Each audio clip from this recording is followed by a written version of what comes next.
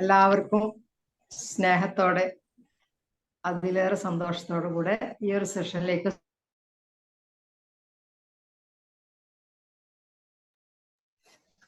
Hello, good evening. നമ്മള് ചെറിയൊരു ഇടവേളക്ക് ശേഷമാണ് അല്ലെ ക്ലാസ്സിലേക്ക് വരുന്നത്. എല്ലാവരും ഒരിക്കൽ കൂടെ സ്നേഹത്തോടെ സന്തോഷത്തോടു കൂടെ ഈ ഒരു സെഷനിലേക്ക് സ്വാഗതം ചെയ്യാം. എന്തൊക്കെയാണ് വിശേഷം? സുഖമല്ലേ എല്ലാവർക്കും? Good evening. സുഖമല്ലേ? അൽഹംദുലില്ലാഹ് സുഖാണ്. ഉഷാറായിട്ട് പോണു അല്ലേ? Okay okay. അല്ല, മഴയൊക്കെ അങ്ങനെ തിമിർത്ത് പെയ്യാണല്ലോ അല്ലെ? അതെ. ഓക്കെ, ഇന്ന് നേരത്തെ എത്തിയിരിക്കണം പ്രാവശ്യം മഴ. അത് വലിയൊരു അനുഗ്രഹമാണ്. നമ്മൾ ചൂടുകൊണ്ട് ഇങ്ങനെ കിടന്ന് മരിക്കുകയായിരുന്നല്ലോ. അപ്പൊ മഴ വലിയൊരു ആശ്വാസം തന്നെയാണ്. പലയിടത്തും വെള്ളം കയറിക്കൊണ്ടിരിക്കുന്നുണ്ട്, എന്നാലും ഒരു ആശ്വാസം തന്നെയാണ് മഴ കാണുമ്പോൾ. ഓക്കെ, നമുക്ക് ഇനി സമയം കുറവാണ്. ലാസ്റ്റ് ഒരു മെഡിറ്റേഷൻ ഒക്കെ വെച്ചിട്ടുണ്ട്. അപ്പൊ അതുകൊണ്ട് നമുക്ക് കുറച്ച് നേരത്തെ തന്നെ ക്ലാസ് തീർക്കണമല്ലോ. ഇന്നത്തെ നമ്മുടെ ടോപ്പിക് അല്ലെ, എല്ലാവരും ആഗ്രഹിക്കുന്ന ഒരു ടോപ്പിക്കാണ്. നമ്മുടെ മനസ്സിൽ ഒരുപാട് മുറിവുകൾ, ചിലതൊക്കെ നമ്മൾ മറന്നിട്ടുണ്ടാവും, പുറത്തു കൊടുത്തിട്ടുണ്ടാവും. പക്ഷെ ചിലത് ഇപ്പോഴും നമ്മെ ഓർമ്മകൾ വേട്ടയാടിക്കൊണ്ടിരിക്കുക എന്നൊക്കെ നമ്മൾ പറയും അല്ലെ. ഓർക്കുമ്പോ സങ്കടം തോന്നും, ദേഷ്യം തോന്നും, കരച്ചില് വരും, ആരോടും മിണ്ടാതെ ഒറ്റയ്ക്ക് ഇരിക്കണം എന്ന് തോന്നും, ചിലപ്പോ മരിക്കണം എന്ന് വരെ തോന്നാറുണ്ട്. എനിക്ക് ആ ഒരു നശിച്ച ഓർമ്മ എന്നെ എപ്പോഴും പിന്തുടരുന്നുണ്ട്. അതുകൊണ്ട് ഇനി എനിക്ക് ജീവിതം തന്നെ വേണ്ട, ജീവിതം അടുത്തു എന്നൊക്കെ നമ്മൾ പലപ്പോഴും പറയാറുണ്ട്, കേൾക്കാറുണ്ട് അല്ലെ. അത് അത്രയും തീവ്രമായിട്ട്, പ്രത്യേകിച്ച് നമ്മൾ ഒരുപാട് സ്നേഹിക്കുന്ന ആളുകളുടെ അടുത്തുനിന്ന് എന്തെങ്കിലും നമുക്ക് ഇഷ്ടപ്പെടാത്ത, നമ്മെ വേദനിപ്പിക്കുന്ന അനുഭവങ്ങൾ ഉണ്ടായിട്ടുണ്ടെങ്കിൽ ആ സ്നേഹത്തിന്റെ ആഴമനുസരിച്ച് വേദനയുടെ ആഴവും കൂടും. അതുപോലെ തന്നെ നമ്മുടെ ചുറ്റുവട്ടത്ത് നിന്ന് ചിലപ്പോൾ അപ്രതീക്ഷിതമായിട്ടായിരിക്കും ചിലപ്പോൾ ചില വേദനകളൊക്കെ നമുക്ക് കിട്ടിയിട്ടുണ്ടാവുക. ചെറുപ്പകാലത്ത് ഉള്ള ട്രോമകൾ, ഇപ്പൊ കുട്ടികള് സ്കൂളിലൊക്കെ ചിലപ്പോൾ ചില വലിയ പ്രശ്നക്കാരായിരിക്കും. അപ്പൊ അവരുടെ ആ ഒരു പ്രശ്നത്തിന്റെ പിന്നിലുള്ള റീസൺ അന്വേഷിച്ച് പോയി കഴിഞ്ഞാല് നമുക്ക് മനസ്സിലാക്കാൻ കഴിയും അവര് പാവങ്ങളാണ്. ശരിക്കും അവരനുഭവിക്കുന്ന സാഹചര്യങ്ങളാണ് അവരെ പ്രശ്നക്കാരാക്കി മാറ്റുന്നത് എന്നൊക്കെ നമുക്ക് മനസ്സിലാക്കാൻ കഴിയും. ഓക്കെ, അതുകൊണ്ട് ഈ ഒരു പാസ്റ്റ് ഇമോഷൻ വൂൺസ്, അതായത് കഴിഞ്ഞ കാലത്തെ വൈകാരികമായിട്ടുള്ള മുറിവുകള്, വേദനകള്, ഇതൊക്കെ ഒരു പരിധി വരെ എങ്ങനെ നമുക്ക് മനസ്സിൽ നിന്ന് ഒഴിവാക്കി, എല്ലാവരും ആഗ്രഹിക്കുന്ന ഒരു സന്തോഷവും സമാധാനമുള്ള ജീവിതമാണല്ലോ, അതിലേക്ക് എങ്ങനെ നമുക്ക് എത്തിപ്പെടാം എന്നുള്ളത് കുറച്ചെങ്കിലും എന്നെ കൊണ്ട് കഴിയുന്ന രീതിയിൽ നിങ്ങളെ ഹെൽപ്പ് ചെയ്യാം എന്നാണ് ഞാൻ ഉദ്ദേശിക്കുന്നത്. കാരണം പലപ്പോഴും ആളുകൾ വിളിക്കാറുണ്ട് അവരുടെ പ്രശ്നങ്ങൾ പറഞ്ഞിട്ട്. അപ്പൊ പ്രശ്നങ്ങളുടെ ആ ഒരു കാതലായ വശം, അതല്ലെങ്കിൽ അതിന്റെ ഒരു ബേസ് അന്വേഷിച്ച് പോയി കഴിഞ്ഞു കഴിഞ്ഞാൽ അവരിതുവരെ ചെയ്ത യാത്ര, ജീവിതയാത്രയിൽ എവിടെയൊക്കെയോ അവര് കാലിടറി വീണിട്ടുണ്ട്, അതല്ലെങ്കിൽ ഒരുപാട് വേദനകൾ അനുഭവിച്ചവരാണ്. പ്രസന്റ് മൊമെന്റിൽ ഇപ്പോഴും ആ ഒരു വേദനയെ അവര് മറന്നിട്ടില്ല, അവർ വേട്ടയാടിക്കൊണ്ടിരിക്കുന്നുണ്ട്. അങ്ങനെ ഡിപ്രഷനിലേക്കോ അങ്ങനെ ഒരുപാട് പ്രശ്നങ്ങളിലേക്ക് പോകുന്നതായിട്ട് കണ്ടിട്ടുണ്ട്. അപ്പൊ അതുകൊണ്ടാണ് കൂടുതലായിട്ടും ഈ ഒരു ടോപ്പിക് എന്തായാലും എടുക്കണം എന്ന് ഞാൻ കരുതിയത്. ഇനിയിപ്പോ ആ ഒരു സൊല്യൂഷനിലേക്ക് പോകുന്നതിന് മുമ്പ് നമുക്ക് അതുകൊണ്ട് ഉണ്ടാകുന്ന അതിൻ്റെ ഒരു ഇമ്പാക്റ്റ്, അത് നമുക്ക് എങ്ങനെയാണ് നമ്മെ അത് ബാധിക്കുന്നത്, ഏത് രൂപത്തിലാണ്, ചിലപ്പോൾ ചില സിംറ്റംസ് ഒക്കെ കാണുമ്പോൾ നമുക്ക് മനസ്സിലാക്കാൻ പറ്റും ഇത് കഴിഞ്ഞ കാലത്ത് അവര് അനുഭവിച്ച കുറെ പ്രയാസങ്ങളുടെ പരിണിതി ആണ് ഇപ്പോ അവര് അനുഭവിച്ചു കൊണ്ടിരിക്കുന്നത് എന്ന് നമുക്ക് മനസ്സിലാക്കാൻ കഴിയും. ഒരു പക്ഷേ എന്നെ കേട്ടുകൊണ്ടിരിക്കുന്നവരിൽ ടീച്ചേഴ്സ് ഉണ്ടാവാം, അതുപോലെ തന്നെ സോഷ്യൽ ആക്ടിവിറ്റീസിൽ ഏർപ്പെടുന്ന ആളുകൾ ഉണ്ടാവും, ഒരുപാട് സാമൂഹിക ബന്ധങ്ങൾ കാത്തു സൂക്ഷിക്കുന്ന ആളുകൾ ഉണ്ടാവും. അപ്പൊ അങ്ങനെയൊക്കെ ആവുമ്പോൾ നമ്മൾക്ക് ഒരുപാട് ആളുകളോട് നമുക്ക് ഇടപഴകേണ്ടി വരും. അപ്പൊ അവർ പലരും പല സ്വഭാവക്കാരായിരിക്കും. അപ്പൊ അവരുടെ സ്വഭാവമൊക്കെ അനുസരിച്ച് നമുക്ക് ചിലപ്പോൾ മനസ്സിലാക്കാൻ കഴിയും. ചിലപ്പോൾ നമ്മൾ അവരെ മനസ്സിലാക്കാതെ അവരോട് അവർ ഇങ്ങോട്ട് പെരുമാറുന്ന അതേപോലെ തന്നെ നാം അങ്ങോട്ട് സംസാരിക്കുക, കുറഞ്ഞു കൊടുക്കില്ല, എന്താ അവരിങ്ങനെ, ചിലപ്പോൾ അവരുമായിട്ട് അകൽച്ച പാലിച്ചെന്ന് വരും. അപ്പൊ നമ്മൾ മനസ്സിലാക്കേണ്ടത് ചിലപ്പോൾ അവരുടെ ജീവിതത്തിന്റെ സാഹചര്യമായിരിക്കാം അങ്ങനെയൊക്കെ പെരുമാറാനും സംസാരിക്കാനും അങ്ങനെയുള്ള സ്വഭാവശീലങ്ങളിലേക്കും ഒക്കെ അവരെത്തിച്ചിട്ടുള്ളത് എന്ന് നമ്മൾ ആളുകളായിട്ട് ബന്ധപ്പെടുന്ന ആളുകൾക്ക് കൂടെ അതൊരു ഉപകാരപ്രദമായിരിക്കും എന്നും കൂടെ ഞാൻ കരുതിയിട്ടാണ് ഈ ഒരു ക്ലാസ്സിന് ഈ ഒരു ടോപ്പിക് എടുക്കാമെന്ന് വിചാരിച്ചത്. പിന്നെ അതിന്റെ നെഗറ്റീവ് എഫക്റ്റുകൾ എന്തൊക്കെയാണെന്നുള്ളത് നോക്കുക. ഒന്നാമതെന്ന് പറഞ്ഞത് നമുക്ക് നമ്മുടെ മെന്റൽ ഹെൽത്തിനെ അത് എങ്ങനെ എഫക്ട് ചെയ്യും എന്നുള്ളതാണ്. പലപ്പോഴും ആങ്സൈറ്റി ആണ്, അതുപോലെ തന്നെ ഡിപ്രഷൻ ആണ്, അതുപോലെ തന്നെ PTSD, അതായത് പോസ്റ്റ് ട്രോമാറ്റിക് സ്ട്രെസ് ഡിസോർഡർ എന്ന് പറയും. അതായത് ഒരു ട്രോമ, അവരുടെ ജീവിതത്തിൽ ഒരു ആഘാതം ഏൽപ്പിച്ച മുറിവുകള്, അത് കഴിഞ്ഞിട്ട് അവർക്ക് പല വിധത്തിലുള്ള സ്ട്രെസ്സുകളും പിന്നെ അവരുടെ ആ സ്വഭാവത്തിൽ കാണുന്ന ചില പ്രശ്നങ്ങളൊക്കെ അതിന് കാരണമാവാറുണ്ട്. അത്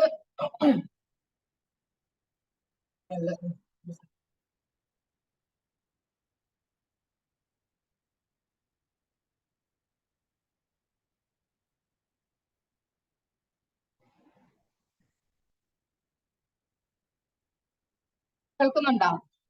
എനിക്കൊരു കോള് വന്ന് ശല്യം ചെയ്തുകൊണ്ട്. ഇല്ല, കേൾക്കുന്നുണ്ട് മാം.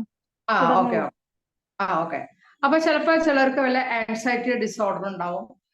എന്തിനും ഏതിനും ഒരു ഉത്കണ്ഠ, അവരെന്ത് പ്രവൃത്തി ചെയ്യുമ്പോഴും അതിനെക്കുറിച്ച് വല്ലാത്ത അമിതമായിട്ടുള്ള ഉത്കണ്ഠ, ഉറങ്ങാൻ പോകുമ്പോൾ ഉത്കണ്ഠ, അതുമാതിരി തന്നെ പഠിക്കാതിരിക്കുമ്പോൾ ഉത്കണ്ഠ, അങ്ങനെ ഒരു 24 hours അവർക്ക് ഒരു തരം ആങ്സൈറ്റി ഡിസോർഡർ എന്ന് പറഞ്ഞു കഴിഞ്ഞാൽ അങ്ങനെയാണ്. നമ്മള് പിന്നെ ചിലപ്പോ കൈയും കാലും എന്താണ് വിറക്കും, നെഞ്ഞിടിക്കും, തൊണ്ടയിലെ വെള്ളം വറ്റും, അങ്ങനെയുള്ള ചില ഓർമ്മകളൊക്കെ കടന്നു വരുമ്പോ അങ്ങനെയുള്ള കുറെ സിംറ്റംസ് ഒക്കെ ഉണ്ടാവാറുണ്ട്. അപ്പൊ അങ്ങനെയുള്ള പ്രശ്നങ്ങൾ, അതുമാതിരി തന്നെ ഡിപ്രഷൻ നമുക്കറിയാലോ. അത് പിന്നെ എങ്ങനെയാണ്, ഏത് മൂഡിലാണ് ഡിപ്രഷനിലേക്ക് പോവുക എന്നുള്ളത് നമുക്ക് മനസ്സിലാവുന്ന ഒരു സംഗതിയാണ്.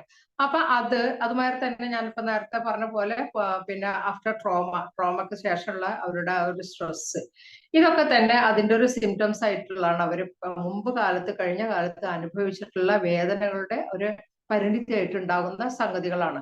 അതുപോലെ തന്നെ മറ്റുള്ളവരെ പിന്നെ ട്രസ്റ്റ് ചെയ്യാൻ, അവർ വിശ്വസിക്കാൻ വേണ്ടിയിട്ടുള്ള ഒരു ബുദ്ധിമുട്ട്, ഒരു ഡിഫിക്കൽറ്റി ഇൻ ട്രസ്റ്റ് അതേഴ്സ്. അതായത് മറ്റുള്ളവരെ പിന്നെ എന്ത് പറഞ്ഞാലും ഏത് പറഞ്ഞാലും അവരിലേക്ക് ഒരു സംശയ ദൃഷ്ടിയോടുകൂടെ നോക്കുക എന്നുള്ളത്, മറ്റുള്ളവരെ ഒരു ട്രസ്റ്റ് ഇല്ലാത്ത രീതിയിൽ.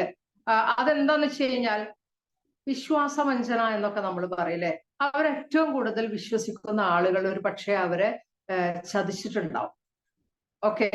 അതുപോലെ തന്നെ പിന്നെ അവര് കാണുന്ന കാഴ്ചകളിൽ ചിലപ്പോൾ അവിശ്വസനീയമായ എന്തെങ്കിലും, എനിക്കത് വിശ്വസിക്കാൻ പറ്റുന്നില്ല, മനസ്സിൽ നിന്ന് പോകുന്നില്ല. അതുപോലെ പിന്നെ ഹസ്ബൻഡ് ആൻഡ് വൈഫ്, ആ ഒരു റിലേഷൻഷിപ്പിൽ ചിലപ്പോൾ വൈഫ് ചതിച്ചതായിരിക്കാം, ഹസ്ബൻഡ് ചതിച്ചിട്ടുണ്ടാവും. ഒന്നുമല്ലെങ്കിൽ അമ്മയുടെ, അതല്ലെങ്കിൽ ഉമ്മയുടെയും ഉപ്പയുടെയും ഒക്കെ വഴിവിട്ട പിന്നെ സംഗതികൾ കാണുമ്പോൾ മക്കൾക്കുണ്ടാവുന്ന മറ്റുള്ളവരിലുള്ള വിശ്വാസം, ചിലപ്പോൾ അത് കല്യാണം കഴിക്കാൻ പോലും സമ്മതിക്കാതെ നടക്കുന്ന ഒരു അവസ്ഥയിലേക്ക് ചിലപ്പോൾ എത്താറുണ്ട്. പിന്നെ ഞാനിനി കല്യാണം കഴിക്കില്ല, പെണ്ണുങ്ങളാരും ശരിയല്ല, അതല്ലെങ്കിൽ ആണുങ്ങളൊന്നും ശരിയല്ല, അതുകൊണ്ട് എനിക്കിനി കല്യാണം വേണ്ട എന്നൊക്കെ പറഞ്ഞിട്ട് 30, 38, 40 വയസ്സ് വരെയൊക്കെ കല്യാണം കഴിക്കാതെയൊക്കെ നടക്കുന്ന ആളുകൾ പിന്നെ കുറെ കൗൺസിലിങ്ങും കാര്യങ്ങളൊക്കെ കൊടുത്തതിന് ശേഷമാണ് അവരുടെ മൈൻഡ് ഒന്ന് ആ ഒരു വിശ്വാസത്തിലേക്കൊക്കെ എത്തിച്ചേരുന്നത്. അതൊരു ഒറ്റ ഉദാഹരണം മാത്രം. ഇതുപോലെ എത്രയോ ഉദാഹരണങ്ങളുണ്ട്. പിന്നെ നമ്മള് പിന്നെ ഏറ്റവും കൂടുതൽ ചിലപ്പോൾ വിശ്വസിക്കുന്ന ആളുകള് നമ്മുടെ സാന്നിധ്യത്തിൽ എന്തെങ്കിലും കളവ് പറഞ്ഞു കഴിഞ്ഞാൽ പിന്നെ അയാളിലുള്ള വിശ്വാസം നമുക്ക് നഷ്ടപ്പെടും. അപ്പൊ അതൊക്കെ ഇതിനൊരു കാരണമാണ്. അത് ആ ഒരു വേദനയോട് കൂടിയിട്ടാണ് അത് മനസ്സിലാക്കുന്നുണ്ടെങ്കിൽ അത് പിന്നെ അവർക്ക് വലിയൊരു ചലഞ്ച് തന്നെ ആയിരിക്കും പിന്നെ ആ ഒരു വ്യക്തിയെ വിശ്വസിക്കുക എന്ന് പറഞ്ഞാൽ. വ്യക്തിയെ മാത്രമല്ല, എന്താപ്പ അവരൊക്കെ എല്ലാരെയും വിശ്വസിക്കാൻ വയ്യാത്തൊരു കാലമാണെന്ന് നമ്മളെപ്പോഴും പറയും. അത് നമ്മളുടെ മുന്നിൽ കാണുന്ന അനുഭവങ്ങളാണ് നമ്മെ മറ്റൊരാളെ വിശ്വസിക്കാതിരിക്കാൻ, ആര് എന്ത് പറഞ്ഞാലും സത്യം പറഞ്ഞാൽ പോലും വിശ്വസിക്കാത്തൊരു മാനസികാവസ്ഥയിലേക്ക് എത്തിച്ചേരും. ഇതൊക്കെ എന്താ പറഞ്ഞു കഴിഞ്ഞാൽ അവരുടെ റിലേഷൻഷിപ്പിനെ വല്ലാതെ അത് ബാധിക്കും. പ്രത്യേകിച്ച് കുടുംബജീവിതത്തിലേക്കൊക്കെ എത്തുമ്പോൾ ഈ ഒരു വിശ്വാസക്കുറവ് അവിടെ നിഴലിച്ച് കാണുമ്പോൾ എന്തിനും ഏതിനും സംശയദൃഷ്ടിയോട് കൂടെ നോക്കുന്ന ഭാര്യ അല്ലെങ്കിൽ ഭർത്താവ്. അപ്പൊ അവിടെയൊക്കെ എന്താണ്, ആ ജീവിതത്തിൽ ഒരിക്കലും ഒരു സമാധാനം ഉണ്ടാവില്ല, ഒരു സ്വസ്ഥത ഉണ്ടാവില്ല. കാരണം സംശയം ഉണ്ടാവുമ്പോൾ പിന്നെ ആ ജീവിതം കഴിഞ്ഞില്ലേ കാര്യം. അതുപോലെ തന്നെ ലോ സെൽഫ് എസ്റ്റീം, നമ്മെ കുറിച്ചുള്ള ഒരു ആത്മവിശ്വാസം, ഒരു ആത്മാഭിമാനം ഉണ്ട്. അപ്പൊ അത് സ്വന്തത്തെ കുറിച്ചുള്ള ഒരു സംശയം ഉണ്ടായാൽ തന്നെ ആ ഒരു സെൽഫ് എസ്റ്റീമിനെ അത് ബാധിക്കുമല്ലോ. അതുപോലെ തന്നെ കോൺഫിഡൻസ് ഇല്ലാതിരിക്കുക, എന്തും ഏതും ചെയ്യാനുള്ള ആത്മവിശ്വാസക്കുറവ് ഉണ്ടാകുന്നത് ചെറുപ്പത്തിൽ കിട്ടിയ ചില ദുരനുഭവങ്ങളുടെ ഫലമായിരിക്കാം. നിന്നെ ഒന്നിനും പറ്റില്ലടാ, ഒന്നിനും കൊള്ളൂലടാ എന്നൊക്കെ പറയുന്ന ടീച്ചേഴ്സ്, അതല്ലെങ്കിൽ പാരന്റ്സ്, ഫ്രണ്ട്സ്, ഇവരുടെ ഒക്കെ അടുത്തുനിന്ന് കിട്ടുമ്പോ അത് അവരുടെ ആത്മവിശ്വാസത്തെ മാത്രമല്ല സെൽഫ് എസ്റ്റീമിനെ ഒക്കെ അത് ബാധിക്കും. മാത്രമല്ല അത് ഒരു സംഗതി ഞാൻ ചെയ്താൽ ശരിയാവോ എന്നുള്ള ഒരു സംശയത്തിലേക്ക്, അതല്ലെങ്കിൽ മറ്റൊരാൾ എനിക്ക് വേണ്ടി ചെയ്യുമ്പോഴും അതും ശരിയാവില്ല, I am not okay and you also not okay എന്നുള്ളൊരു മൈൻഡ് സെറ്റിലേക്കായിരിക്കും അത് വരിക. അതുപോലെ തന്നെ പിന്നെ പാറ്റേൺ ഓഫ് നെഗറ്റീവ് ബിഹേവിയർ, അതായത് പിന്നെ ഉദാഹരണത്തിന് ഒരു നിഷേധ സ്വഭാവം, എന്ന് വെച്ചാൽ അവോയ്ഡൻസ്, എന്തിനേയും ഏതിനും എനിക്ക് വേണ്ട, നിഷേധിക്കുക. അതുപോലെ തന്നെ നമ്മള് എന്നോ ഒരു ദിവസം എൻ്റെ അടുത്തൊരു കൗൺസിലിങ്ങിന് വന്ന് എന്താന്ന് വെച്ച് കഴിഞ്ഞാല് പിന്നെ കാരണം സംഗതി പറയണം കേട്ടോ. എന്താ വെച്ച് കഴിഞ്ഞാല് അപ്രീസിയേഷൻ ഒരിക്കലും സ്വീകരിക്കുന്നില്ല. ആരെന്നെ എന്തെങ്ങനെ പറഞ്ഞ് അഭിനന്ദിച്ചാലും എനിക്കത് ഇഷ്ടാവുന്നില്ല. എന്താണ് കാരണം എന്ന് ചോദിച്ചപ്പോ പറഞ്ഞ എന്താന്ന് വെച്ച് കഴിഞ്ഞാല്, ചെറുപ്പത്തില് ഞാൻ ഒരുപാട് കഴിവുകൾ ഉണ്ടായിരുന്നു. അപ്പൊ സ്കൂളിലൊക്കെ പെർഫോം ചെയ്യുമ്പോൾ അതൊക്കെ വേറെ ആരും ഇല്ലാത്തതുകൊണ്ട് നിനക്ക് കിട്ടുന്നതാണ്, വേറെ ആരെങ്കിലും ഉണ്ടെങ്കിൽ ഒരിക്കലും നിനക്ക് കിട്ടില്ല, നീയോ എന്നൊക്കെ പറഞ്ഞിട്ട് കളിയാക്കലുകൾ ഒരുപാട് അനുഭവിച്ചിട്ടുണ്ട്. അപ്പൊ അതിനെ തുടർന്ന് ഈ കുട്ടി എത്ര പിന്നെ നേട്ടങ്ങൾ കൈവരിച്ചാലും ആ കുട്ടിയെ അഭിനന്ദിച്ചാലും അതിന് ഒരു വില വെക്കുന്നില്ല. അതെനിക്ക് സ്വീകരിക്കാൻ മടിയാണ്, ഗിഫ്റ്റുകൾ സ്വീകരിക്കാൻ മടിയാണ്, ട്രോഫികൾ സ്വീകരിക്കാൻ മടിയാണ്. കാരണം ഇതൊന്നും എൻ്റെ മറ്റുള്ളവരില്ലാത്തതുകൊണ്ട്, ആരും ഇല്ലാത്തതുകൊണ്ട് എനിക്ക് കിട്ടുന്നതാണോ എന്നുള്ള സംശയം, എൻ്റെ കഴിവിൽ എനിക്ക് വിശ്വാസമില്ല. അങ്ങനെ ഒരു തരം നിഷേധ സ്വഭാവം പിന്നെ അതുപോലെ തന്നെ പിന്നെ എന്തെങ്കിലും പറയുമ്പോഴത്തേനും അതിന്റെ ഓപ്പോസിറ്റ് പറയാ, മറ്റുള്ളവരെ നിഷേധിക്കുക, മറ്റുള്ളവരിൽ വിശ്വാസക്കുറവ്, അങ്ങനെയുള്ള കുറെ. അതുപോലെ തന്നെ അഗ്രഷൻ, എന്താന്ന് വെച്ചാൽ മുൻകോപം എന്നൊക്കെ നമ്മൾ പറയല്ലോ, മുൻചാട്ടം. എന്ത് പറയുമ്പോഴത്തേനും പിന്നെ ചിലർ കുറച്ച് ഒരു പടിയും കൂടെ കടന്നിട്ട് പ്ലേറ്റ് എടുത്ത് എറിഞ്ഞു കൊടുക്കും, ഗ്ലാസ് എടുത്ത് എറിഞ്ഞു കൊടുക്കും. അതല്ലെങ്കിൽ കണ്ണി കണ്ട എല്ലാം നശിപ്പിക്കുന്ന. പിന്നീടായിരിക്കും അവർക്ക് ആ സ്ഥലകാല ബോധം ഉണ്ടാവും, അയ്യോ ചെയ്തത് ശരിയായില്ല, ഇങ്ങനെയൊന്നും ചെയ്യണ്ടായിരുന്നു എന്നൊക്കെയുള്ള ഒരു പിന്നെ അഗ്രസീവായിട്ടും മുൻചാട്ടം എടുത്ത് ചാട്ടം എന്നൊക്കെ പറയുമല്ലോ. പ്രത്യേകിച്ച് കുടുംബജീവിതത്തിലൊക്കെ ആവുമ്പോ നല്ല ദേഷ്യക്കാരനാണെങ്കിൽ മിണ്ടാൻ പേടിയായിരിക്കും മക്കൾക്ക്, പാപ്പാനോട് എന്തെങ്കിലും സംസാരിക്കാൻ പേടിയായിരിക്കും, ഉമ്മയോട് എന്തെങ്കിലും പറയാൻ പേടിയായിരിക്കും. അപ്പൊ അങ്ങനെയൊക്കെ ആവുമ്പോ എന്താന്ന് വെച്ച് കഴിഞ്ഞാല് അവിടെ ഒട്ടും സമാധാനവും സന്തോഷവും ഉണ്ടാവില്ല. അതുപോലെ തന്നെ ചിലപ്പോ അവര് ഈ സബ്സ്റ്റൻസ് അബ്യൂസിലേക്ക്, അതായത് പിന്നെ മയക്കുമരുന്ന്, പിന്നെ ലഹരി പദാർത്ഥങ്ങൾ ഉപയോഗിക്കല്, അതുപോലെ തന്നെ സെക്ഷൽ അബ്യൂസ്, അങ്ങനത്തെ സംഭവങ്ങളിലേക്കൊക്കെ പിന്നെ അതായത് ധാർമ്മികമായിട്ട് വളരെ അധപ്പതിക്കുന്ന ഒരു സ്വഭാവത്തിലേക്കും എത്തിപ്പെടാറുണ്ട്. ഇങ്ങനെയുള്ളവരായിരിക്കും ചിലപ്പോ ആന്റി സോഷ്യലായിട്ട്, അതായത് സാമൂഹിക വിരുദ്ധരായിട്ടും മാറാനും സാധ്യതയുണ്ട്. അപ്പൊ അങ്ങനെ ആകുമ്പോ ഈ അവരുടെ നെഗറ്റീവ് ബിഹേവിയർ ചിലപ്പോ നമ്മള് ഈ പിന്നെ എന്താണ് സൽഗുണ ദുർഗുണ പരിഹാര പാഠശാല എന്നൊക്കെ പറയുമല്ലോ, അവിടെയൊക്കെ 10-15 വയസ്സിന് താഴെയുള്ള കുട്ടികളെയൊക്കെ കൊണ്ടുപോയിടുമ്പോ അതിന്റെ പിന്നിൽ ശരിക്കും പറഞ്ഞു കഴിഞ്ഞാൽ അവർക്ക് ഒരു കാരണം ഉണ്ടാവും. ഒരു കാരണമല്ലാതെ മക്കളൊക്കെ എന്ന് പറഞ്ഞു കഴിഞ്ഞാൽ നല്ല പ്രകൃതത്തോടു കൂടി ജനിക്കുന്നവരാണ്. പിന്നെ അവരുടെ സാഹചര്യങ്ങളാണ് അവരെ മോശക്കാരാക്കി തീർക്കുന്നത്. അപ്പൊ അതുകൊണ്ട് പിന്നെ ആന്റി സോഷ്യലൊക്കെ ആണെന്നുണ്ടെങ്കിൽ സാമൂഹിക വിരുദ്ധരൊക്കെ ആരെയും കണ്ടുകൂടാത്തൊരു സ്വഭാവം, സമൂഹത്തിന് പിന്നെ വളരെ ദോഷം ചെയ്യുന്ന സ്വഭാവമൊക്കെ ഉണ്ടെങ്കിൽ അതിന്റെ പിന്നിൽ തക്കതായ കാരണം ഉണ്ടാവും. ചിലവര് സാഡിസ്റ്റുകൾ, മറ്റുള്ളവരുടെ വേദനയിൽ സന്തോഷിക്കുക, എരയുടെ വേദനയിൽ സന്തോഷിക്കുന്ന, അതിൽ ആനന്ദിക്കുന്ന സ്വഭാവം ചില ഭരണാധികാരികൾ കണ്ടിട്ടില്ലേ? ചരിത്രം കണ്ട ക്രൂരനായ ഭരണാധികാരിയിൽ ഒരാളായിരുന്നു ഹിറ്റ്ലർ. അദ്ദേഹത്തിന്റെ ചെറുപ്പകാലം നമ്മൾ ചരിത്രത്തിലൊക്കെ വായിച്ചതാണ്. പിതാവ് വളരെ ക്രൂരമായിട്ട് അദ്ദേഹത്തെ മർദ്ദിച്ചിരുന്നു എന്നുള്ളതാണ്. ചില സിനിമകളിൽ കണ്ടിട്ടുണ്ട്. പിന്നെ ഇങ്ങനെ സിഗരറ്റ് കുറ്റി കൊണ്ട് ഒക്കെ ഭാര്യമാരെ പൊള്ളിക്കുന്നത്. ഇങ്ങനെയുള്ള ഈ ഒരു സാഡിസ്റ്റ് സ്വഭാവം എന്ന് പറയുന്നതും ഇവരുടെ ചെറുപ്പകാലത്ത് കഴിഞ്ഞു പോയ മുറിവുകളിൽ നിന്നും വേദനകളിൽ നിന്നും അടക്കി പിടിച്ച, പുറത്തേക്ക് പ്രകടിപ്പിക്കാൻ കഴിയാതെ അടക്കി വെച്ചിട്ടുള്ള വേദനകൾ ചിലപ്പോൾ ഇങ്ങനെയുള്ള ഒരു സ്വഭാവ വൈകല്യങ്ങളൊക്കെ ആയിട്ടായിരിക്കും പുറത്തേക്ക് വരുന്നത്. പിന്നെ അതുപോലെ തന്നെ ഫിസിക്കൽ ഹെൽത്തിനെ എങ്ങനെ അത് എഫക്ട് ചെയ്യുക എന്നുള്ളതാണ്. ഇമ്പാക്ട് ഓൺ ഫിസിക്കൽ ഹെൽത്ത് നമ്മൾ ചിലപ്പോ തലവേദന എന്ത് പറഞ്ഞാൽ എത്ര ഡോക്ടർമാരുടെ അടുത്ത് കൊണ്ടുപോയാലും സിറ്റി സ്കാൻ ചെയ്താലും MRI വരെ എടുത്താലും ഒരു കുഴപ്പമില്ല എന്ന് പറയുന്നത് ചിലപ്പോൾ ഒരു സൈക്കോളജിസ്റ്റിന്റെ അടുത്ത് അല്ലെങ്കിൽ ഒരു കൗൺസിലർ അടുത്ത് പോയി കഴിഞ്ഞു കഴിഞ്ഞാൽ അതിന്റെ ആ റൂട്ട് ഇങ്ങോട്ട് ചികഞ്ഞു നോക്കിക്കഴിഞ്ഞാൽ ചെറുപ്പകാലത്ത് അനുഭവിച്ചിട്ടുള്ള തിക്തമായ അനുഭവങ്ങളായിരിക്കാം.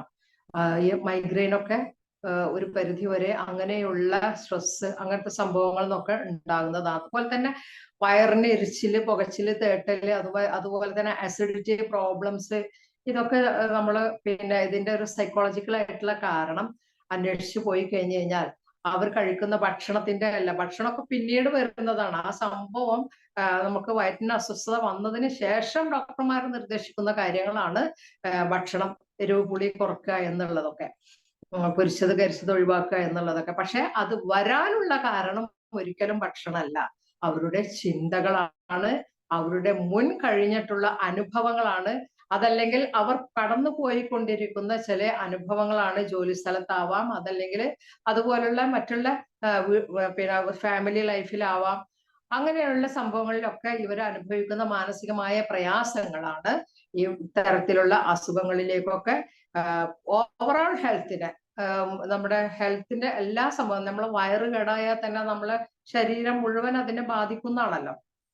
അപ്പൊ നമ്മുടെ ഹെൽത്തിന് ചിലപ്പോൾ അവർക്ക് ബാക്ക് പെയിൻ ആയിട്ടായിരിക്കും, ചിലപ്പോൾ ഷോൾഡർ പെയിൻ ആയിട്ട് വരും, കാൽവേദനകളായിട്ട് വരും.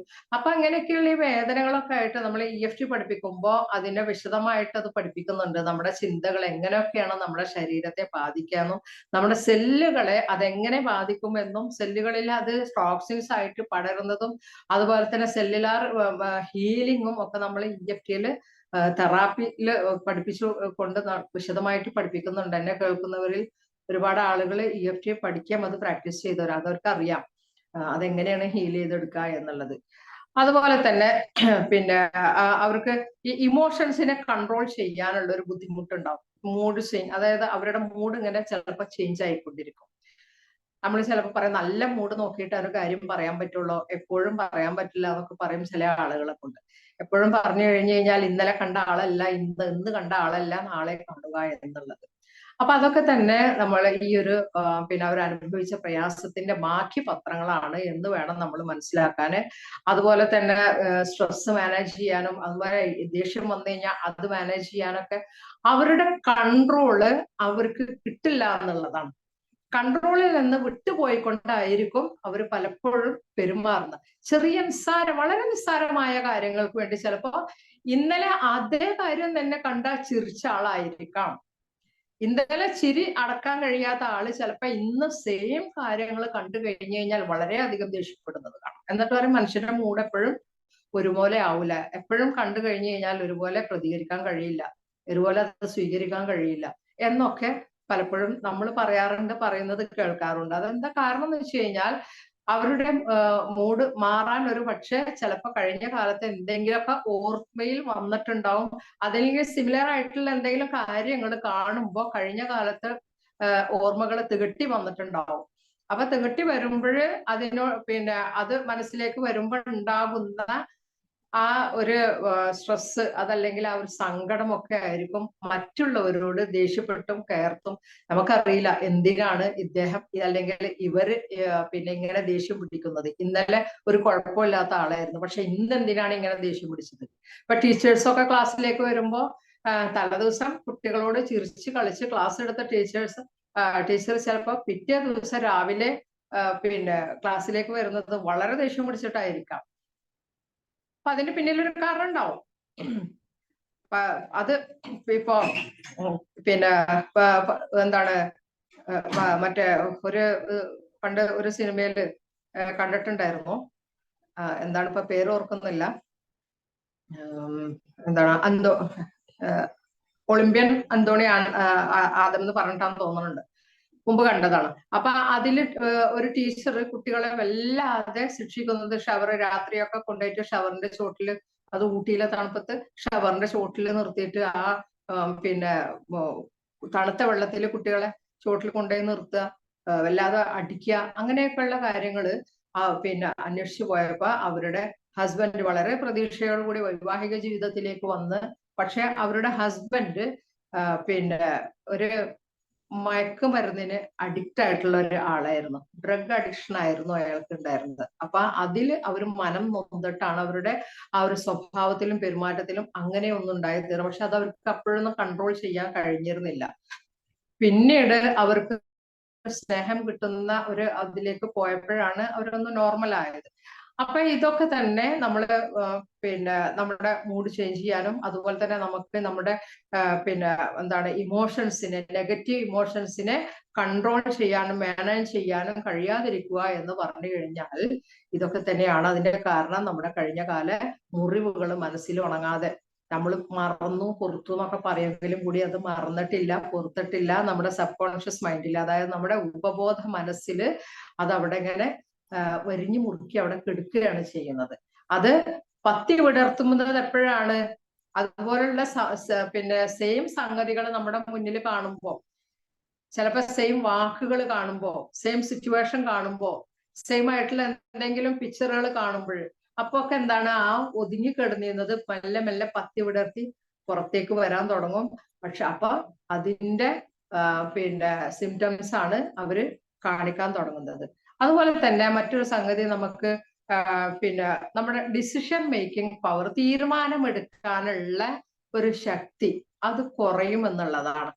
അതായത് പിന്നെ ആ ഒരു പ്രക്രിയയെ അതിനെ സ്വാധീനിക്കുമെന്ന്, ഞാൻ തീരുമാനിച്ചാൽ അതെങ്ങനെ ശരിയാവുക? ചിലർ കണ്ടിട്ടില്ലേ, ഒരുപാട് കാലം അതല്ലെങ്കിൽ ഒരുപാട് മാസങ്ങൾ ഇങ്ങനെ ആലോചിച്ച് നടക്കും ഒരു സംഗതി തീരുമാനിക്കണമെങ്കിൽ. അതെന്താന്ന് വെച്ച് കഴിഞ്ഞാൽ അവർക്ക് അതിനുള്ള ധൈര്യം കിട്ടുന്നില്ല. ഇത് ഞാൻ തീരുമാനിച്ചു കഴിഞ്ഞു കഴിഞ്ഞാൽ തെറ്റിപ്പോവോ, ശരിയാവൂലേ എന്നുള്ള പിന്നെ ആ ഒരു ചിന്ത, കാട് കയറിയ ചിന്ത, ഓവറായിട്ട് അവര് ആ ഒരു സംഗതിനെ കുറിച്ച് ചിന്തിക്കുക എന്നുള്ളതാണ്. പരാജയപ്പെട്ടു പോവോ, അതല്ലെങ്കിൽ ആളുകൾ എന്ത് പറയും, ഞാനിങ്ങനെ തീരുമാനിച്ചു കഴിഞ്ഞു കഴിഞ്ഞാൽ അതിൽ എന്തെങ്കിലും കുറ്റങ്ങളോ കുറവുകളോ വന്നിട്ടുണ്ടെങ്കിൽ എന്നെ പഞ്ഞിക്കിടാൻ അവിടെ ആളുകൾ റെഡി ആയിട്ട് നിൽക്കുന്നുണ്ട്, അതല്ലെങ്കിൽ അവരെന്നെ കളിയാക്കും. ഇങ്ങനെയുള്ള ഒരു സെൽഫ് എസ്റ്റീമിന്റെ കുറവ്, അതല്ലെങ്കിൽ സെൽഫ് കോൺഫിഡൻസിന്റെ കുറവ്, ആത്മവിശ്വാസത്തിന്റെ കുറവ്, ഇതൊക്കെ ഉണ്ടാവുമ്പോൾ സ്വാഭാവികമായിട്ടും നമുക്ക് എന്താണ് ഒരു സംഗതിയിൽ തീരുമാനം എടുക്കാനുള്ള കഴിവ് ഉണ്ടാവില്ല എന്നുള്ളതാണ്. അതുമാതിരി തന്നെ നമുക്ക് റിസ്ക് ഏറ്റെടുക്കാനുള്ള ഒരു ഭയം, പിന്നെ ആശങ്ക, അപ്പൊ എന്താ ചെയ്യുക, അതിൽ നിന്ന് നമ്മൾ ഒളിച്ചു. എന്നാ പിന്നെ അതൊന്നും വേണ്ട, അതങ്ങോട്ട് ഒഴിവാക്കിയേക്ക്. ഒഴിവാക്കാൻ എളുപ്പമുണ്ടല്ലോ, ജീവിതത്തോടെ എപ്പോഴും പൊരുതി ചലഞ്ച് ചെയ്ത് നിൽക്കാനാണ് നമുക്ക് പ്രയാസമുള്ളത് അല്ലെ? പക്ഷെ അതേസമയം ആ റിസ്ക് ഏറ്റെടുക്കാതെ അതങ്ങോട്ട് ഒഴിഞ്ഞു കഴിഞ്ഞു കഴിഞ്ഞാൽ നമുക്ക് സമാധാനമായി. അപ്പൊ അങ്ങനെയുള്ള ഒരു സ്വഭാവമൊക്കെ എന്ന് പറഞ്ഞു കഴിഞ്ഞാൽ ഇങ്ങനെ ഒരുപാട് മുറിവുകളും വേദനകളൊക്കെ മനസ്സിൽ കൊണ്ട് നടക്കുന്ന ആളുകളെ സംബന്ധിച്ചിടത്തോളം അവർക്കത് കൂടുതലായിട്ട് ഉണ്ടാവും എന്നുള്ളതാണ്. അതുമാതിരി തന്നെ പിന്നെ നമ്മളെ പേഴ്സണൽ ഗ്രോത്തിനെ അത് ബാധിക്കുന്നതാണ്. പേഴ്സണാലിറ്റി, നമ്മുടെ ഒരുപാട് കഴിവുകൾ ഉണ്ടാവും, പക്ഷെ ആ കഴിവുകൾക്കനുസരിച്ച് പെർഫോം ചെയ്യാൻ സാധിക്കുന്നില്ല, ആ കഴിവുകൾ പ്രകടിപ്പിക്കാൻ സാധിക്കുന്നില്ല. ഒരു ലക്ഷ്യ സ്ഥാനത്തേക്ക് ഒരു ഗോളൊക്കെ സെറ്റ് ചെയ്യും, പക്ഷെ ആ ഗോള് സെറ്റ് ചെയ്യുമ്പോൾ അതിനനുസരിച്ച് പിന്നെ ഉയരാൻ സാധിക്കുന്നില്ല. ഇതൊക്കെ എന്ന് പറഞ്ഞു കഴിഞ്ഞാൽ നമ്മളെ പേഴ്സണൽ ആയിട്ടുള്ള വളർച്ചയെ ബാധിക്കുന്ന ഒരു ഘടകമാണ്. അതുപോലെ തന്നെ പിന്നെ എന്താണ്, നമുക്ക് മറ്റുള്ളവർ പറഞ്ഞിട്ട് അറിയും നമുക്ക് ആ കഴിവുകൾ ഉണ്ട് എന്നുള്ളത്, നമുക്കും കുറച്ചൊക്കെ അറിയാം നമുക്ക് കഴിവുകൾ ഉണ്ട് എന്നുള്ളത്. പക്ഷെ അതിനനുസരിച്ച് നമ്മൾക്ക് പിന്നെ ജീവിതത്തിൽ വിജയം കൈവരിക്കാൻ സാധിക്കുന്നില്ല എന്നുള്ളത് നാം തന്നെ നമ്മുടെ ആ ഒരു പേഴ്സണൽ പെടുത്തുന്ന ഒരു അവസ്ഥയാണ്. നാം തടസ്സപ്പെടുത്തുക എന്ന് പറഞ്ഞു കഴിഞ്ഞാൽ നാം അങ്ങനെയുള്ള സാഹചര്യങ്ങളിലൂടെ കടന്നു പോകുമ്പോൾ സ്വാഭാവികമായിട്ടും അത് സംഭവിക്കുന്നതാണ്. അതുപോലെ തന്നെ പിന്നെ സെൽഫ് അവയർനെസ്സിനെ കുറിച്ച് അത് ഡെവലപ്പ് ചെയ്തെടുക്കാനുള്ള കാര്യത്തിൽ നമ്മൾ പരാജയപ്പെടും. നമ്മെ കുറിച്ചൊരു വിശ്വാസമുണ്ട്, നമ്മെ കുറിച്ച് ഒരു അവബോധമുണ്ട്, സെൽഫ് റിയലൈസേഷൻ എന്നൊക്കെ പറയും. അത് നമ്മെ കുറിച്ച് നമ്മളൊന്ന് എക്സാമിൻ ചെയ്ത് കഴിഞ്ഞാൽ, ഒന്ന് നിരീക്ഷിച്ചു കഴിഞ്ഞാൽ നമുക്ക് കാണാൻ പറ്റും നമ്മുടെ കുറ്റങ്ങൾ എന്താണ്, കുറവുകൾ എന്താണ്, നേട്ടങ്ങൾ എന്താണ്, നമ്മുടെ യോഗ്യതകൾ എന്താണ്, നമ്മുടെ ശക്തി എന്താണ് എന്നൊക്കെ നമുക്ക് തിരിച്ചറിയാൻ പറ്റും. പക്ഷേ ഇങ്ങനെ ഈ മുറിവേറ്റ മനസ്സുമായിട്ട് നടക്കുന്ന ആളുകളെ സംബന്ധിച്ചിടത്തോളം അവർക്ക് സ്വന്തത്തെ കുറിച്ചുള്ള ഒരു അവബോധം ഉണ്ടാവില്ല. കാരണം ചെറുപ്പം മുതലേ കാണുന്നതും കേൾക്കുന്നതും ഒക്കെ സ്വന്തത്തെ കുറിച്ചിട്ടുള്ള നെഗറ്റീവ് സംഗതികളായിരിക്കാം. അപ്പൊ അത് എന്നെ കുറിച്ച് നെഗറ്റീവ്സുകൾ മാത്രം കേട്ട് വളരുമ്പോ എന്റെ പോസിറ്റീവ്സുകളെ ഞാൻ എങ്ങനെയാണ് തിരിച്ചറിയുക? അപ്പൊ ആ ഒരു സെൽഫ് അവയർനെസ്, എന്നെ കുറിച്ചിട്ടുള്ള നെഗറ്റീവ് എന്താണ്, പോസിറ്റീവ് എന്താണെന്നുള്ളത് ശരിക്കും ശരിയായ രീതിയിൽ അറിയേണ്ടത് ഞാൻ തന്നെയാണ്, മറ്റുള്ളവരല്ല എനിക്ക് മാർക്ക് ഇടേണ്ടത്. ആ ഒരു തലത്തിൽ നിന്ന് താഴോട്ട് പോകുന്നുള്ളതാണ്. മറ്റുള്ളവരെ കൊണ്ട് മാർക്ക് ഇടിയിക്ക എന്നുള്ള തലത്തിലോട്ടം, ആ തലത്തിലോളം താഴോട്ട് പോകും. ശരിക്കും നമ്മൾ തന്നെയാണ് നമുക്ക് മാർക്ക് ഇടേണ്ടത്. നമുക്ക് ഒരു സെൽഫ് അവയർനെസ് ഉണ്ടായി കഴിഞ്ഞു കഴിഞ്ഞാൽ എത്ര മാർക്ക് കൊടുക്കണം എന്നുള്ളത് നാം തന്നെയാണ് തീരുമാനിക്കേണ്ടത്. ആ മറ്റുള്ളവർക്ക് വകവെച്ചുകൊണ്ട് നമ്മളെ സന്തോഷമാണെങ്കിലും നമ്മളെ പ്രയാസമാണെങ്കിലും നമ്മുടെ മറ്റെന്ത് കാര്യമാണെങ്കിലും അത് മറ്റുള്ളവർ പറയുന്നതല്ല അതിന്റെ ശരി എന്നാണ് നമ്മൾ മനസ്സിലാക്കേണ്ടത്. അതുപോലെ തന്നെ നാം നമ്മെ തന്നെ ഒരു സെൽഫ് ഐസൊലേഷൻ, നാം നമ്മെ തന്നെ ഒറ്റപ്പെടുത്തുന്ന ഒരവസ്ഥ. ആളുകളുടെ കൂട്ടത്തിലും ചേരൂല, കൂട്ടത്തിൽ പോവൂല. അതുപോലെ തന്നെ വലിയ കല്യാണങ്ങൾക്കോ അതുപോലെയുള്ള ഫംഗ്ഷനുകൾക്കോ ആഘോഷങ്ങൾക്കൊക്കെ പോയി കഴിഞ്ഞു കഴിഞ്ഞാൽ അവിടെ നിന്നും മാറി ഒരു മൂലയില് പോയിരിക്കുക, എന്തോ കാര്യമായിട്ട് ചിന്തിച്ചിരിക്കുന്നത് പോലെ ചിന്തിച്ചിരിക്കുക. അതുപോലെ തന്നെ ഒരു പിന്നെ അന്തർമുഖൻ എന്നൊക്കെ പറയുമല്ലോ. അപ്പം അതായത് പിന്നെ എല്ലാം ഉള്ളിൽ ഒളിപ്പിച്ച് ആരോടും ഒന്നും പറയാതെയും സംസാരിക്കാതെയും ഒക്കെ ഇരിക്കുക. ചില കുട്ടികള് ചെറുപ്പത്തിലൊക്കെ വളരെ ആക്റ്റീവ് ആവും. പക്ഷെ ഒരു ടീനേജ് പ്രായത്തിലേക്ക് എത്തിക്കഴിഞ്ഞാൽ, ആ ഒരു കൗമാര അതിലേക്ക് എത്തിക്കഴിഞ്ഞു കഴിഞ്ഞാൽ എല്ലാറ്റിൽ നിന്നും ഒഴിഞ്ഞ് മാറി അങ്ങനെ കണ്ടിട്ടുണ്ട്. കൗൺസിലിങ്ങിനൊക്കെ കൊണ്ടുവരാറുണ്ട്. പിന്നെ ഇവള് പണ്ട് നല്ല ആക്റ്റീവ് ആയിരുന്നു, ഇപ്പൊ ആരോടും ഒന്നും സംസാരിക്കുന്നില്ല എന്നൊക്കെ പറഞ്ഞിട്ട് ഇങ്ങനെ നിൽക്കുന്നതാണ്. അപ്പൊ സംസാരിച്ചു കഴിഞ്ഞാൽ നമുക്ക് മനസ്സിലാക്കാൻ കഴിയും അവര് പിന്നെ അവരുടെ ആത്മവിശ്വാസം കുറയുന്ന, അതല്ലെങ്കിൽ ചിലപ്പോ എന്താന്ന് വെച്ച് കഴിഞ്ഞാല് അവര് സംസാരിക്കുന്ന സമയത്ത് വീട്ടിൽ ആരെങ്കിലും അത് കേട്ടിട്ടുണ്ടെങ്കിൽ ഒന്നുകിൽ അവരെ കളിയാക്കും, അതല്ലെങ്കിൽ നീ എന്ത് വർത്താനാണ് ഈ പറയണെന്ന് പറഞ്ഞിട്ട് എല്ലാത്തിലും കുറ്റങ്ങൾ കണ്ടെത്തുക. അവർ സംസാരിക്കുമ്പോൾ ആ കുട്ടികൾ സംസാരിക്കുമ്പോഴൊക്കെ അതിലൊക്കെ എന്തെങ്കിലും തെറ്റുകൾ കണ്ടെത്തുക, എന്തെങ്കിലും കുറ്റങ്ങൾ കണ്ടെത്തുക, അതല്ലെങ്കിൽ അതിനെ പിന്നെ ഈ ചെറിയ വായുകൊണ്ട് വലിയ വർത്താനം പറഞ്ഞ എന്നൊക്കെ പറഞ്ഞിട്ട് അതിനെ ഡിമോട്ടിവേറ്റ് ചെയ്യുന്ന രീതിയിലൊക്കെ എന്തോ. അപ്പൊ അങ്ങനെ ആവുമ്പോ എന്താന്ന് വെച്ച് കഴിഞ്ഞാല് കുട്ടികൾ കണ്ടിട്ടില്ലേ, ഫോണൊക്കെ എടുത്തിട്ട് മാറിപ്പോയി എന്ന് സംസാരിക്കുക. അത് ഫ്രണ്ട്സിനോട് സംസാരിക്കാൻ വേണ്ടി അങ്ങനെ മാറിപ്പോകും. പക്ഷെ അതേസമയം അവർ സംസാരിക്കുന്ന സമയത്ത് കാര്യമായി ഇപ്പൊ ടീച്ചേഴ്സിനോട് സംസാരിക്കുമ്പോൾ തന്നെ പാരന്റ്സ് കേൾക്കാതെ എന്ന് വെച്ച് കഴിഞ്ഞാൽ അവര് സംസാരിക്കുമ്പോഴുള്ള തെറ്റും കുറ്റങ്ങളും ഒക്കെ കണ്ടുപിടിച്ച് ആ കുട്ടികളെ ഒന്നും അല്ലാതാക്കി തീർക്കുന്ന രീതിയിൽ. അപ്പൊ സ്വാഭാവികമായിട്ടും അവര് സംശയിക്കുകയാണ്, ഞാൻ സംസാരിച്ചാൽ ശരിയാവില്ലേ, പിന്നെ എന്തെങ്കിലും തെറ്റു വരും എന്നുള്ള ആ ഒരു കോൺഫിഡൻസ്, ആ ആത്മവിശ്വാസം നഷ്ടപ്പെടുമ്പോ പിന്നീട് മറ്റുള്ളവരോട് സംസാരിക്കാതെ ആവും, മറ്റുള്ള ആക്ടിവിറ്റീസിൽ ഏർപ്പെടാതെ ആവും. ആളുകളോട് മിങ്കിൾ ചെയ്യുമ്പോൾ അവർക്ക് ഒരു തരം ഒരു പറയുമല്ലോ സഭാകമ്പം എന്നൊക്കെ പറയുമല്ലോ, അപ്പൊ അങ്ങനെ ആ ഒരു പേടിയിലേക്ക് എത്തിപ്പെടുന്നതാണ്. അപ്പൊ അതൊക്കെ തന്നെ സാഹചര്യങ്ങളാണ് അവരെ കൊണ്ടേ എത്തിക്കുന്നത്. അപ്പൊ അതൊക്കെ വളരെയധികം നമ്മൾ സൂക്ഷിക്കേണ്ടതാണ്. നമ്മുടെ മക്കൾ എന്ന് പറയുന്നത് ഈ പളുങ്ക് പാത്രങ്ങളാണ്. അത് വളരെയധികം സൂക്ഷിച്ച് കൈകാര്യം ചെയ്തിട്ടില്ലെങ്കിൽ അത് വീണുടഞ്ഞു പോകും. ഉടഞ്ഞു പോയി കഴിഞ്ഞാൽ പിന്നെ ഒരിക്കലും അത് പഴയ പോലെ കൂട്ടിച്ചേർക്കാൻ സാധിക്കില്ല. ഓക്കെ എന്ന് വെച്ചിട്ട് അവരെ തിരുത്തണ്ട എന്നുള്ളതല്ല. പക്ഷെ അവരെന്ത് പറഞ്ഞാലും എങ്ങനെ പറഞ്ഞാലും അതിലൊക്കെ ഒരു ചെറിയ തെറ്റുകൾ ഉണ്ടെങ്കിൽ അതിനെ പർവ്വതീകരിച്ചിട്ട് ആ തെറ്റുകൾ അല്ലെങ്കിൽ അത് പോസിറ്റീവായിട്ടുള്ള കാര്യങ്ങൾ പറയാം. ഇപ്പൊ ഒരു എഴുതി തുടങ്ങുന്ന ആളുകളെയൊക്കെ ചിലപ്പോൾ വല്ലാതെ വിമർശിക്കുന്ന ചിലര് ഞാൻ കണ്ടിട്ടുണ്ട്.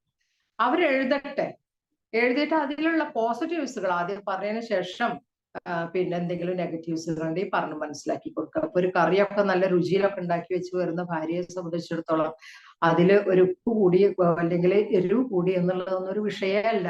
നല്ല രുചിയുള്ള കറിയാണ്, പക്ഷെ ഒന്നും കൂടി സ്വല്പം കൂടി ഉപ്പിട്ടിരുന്നെങ്കിൽ കുറച്ചും കൂടി ടേസ്റ്റ് ഉണ്ടാവുന്നു. അതൊരു ഉദാഹരണം പറഞ്ഞതാണ്.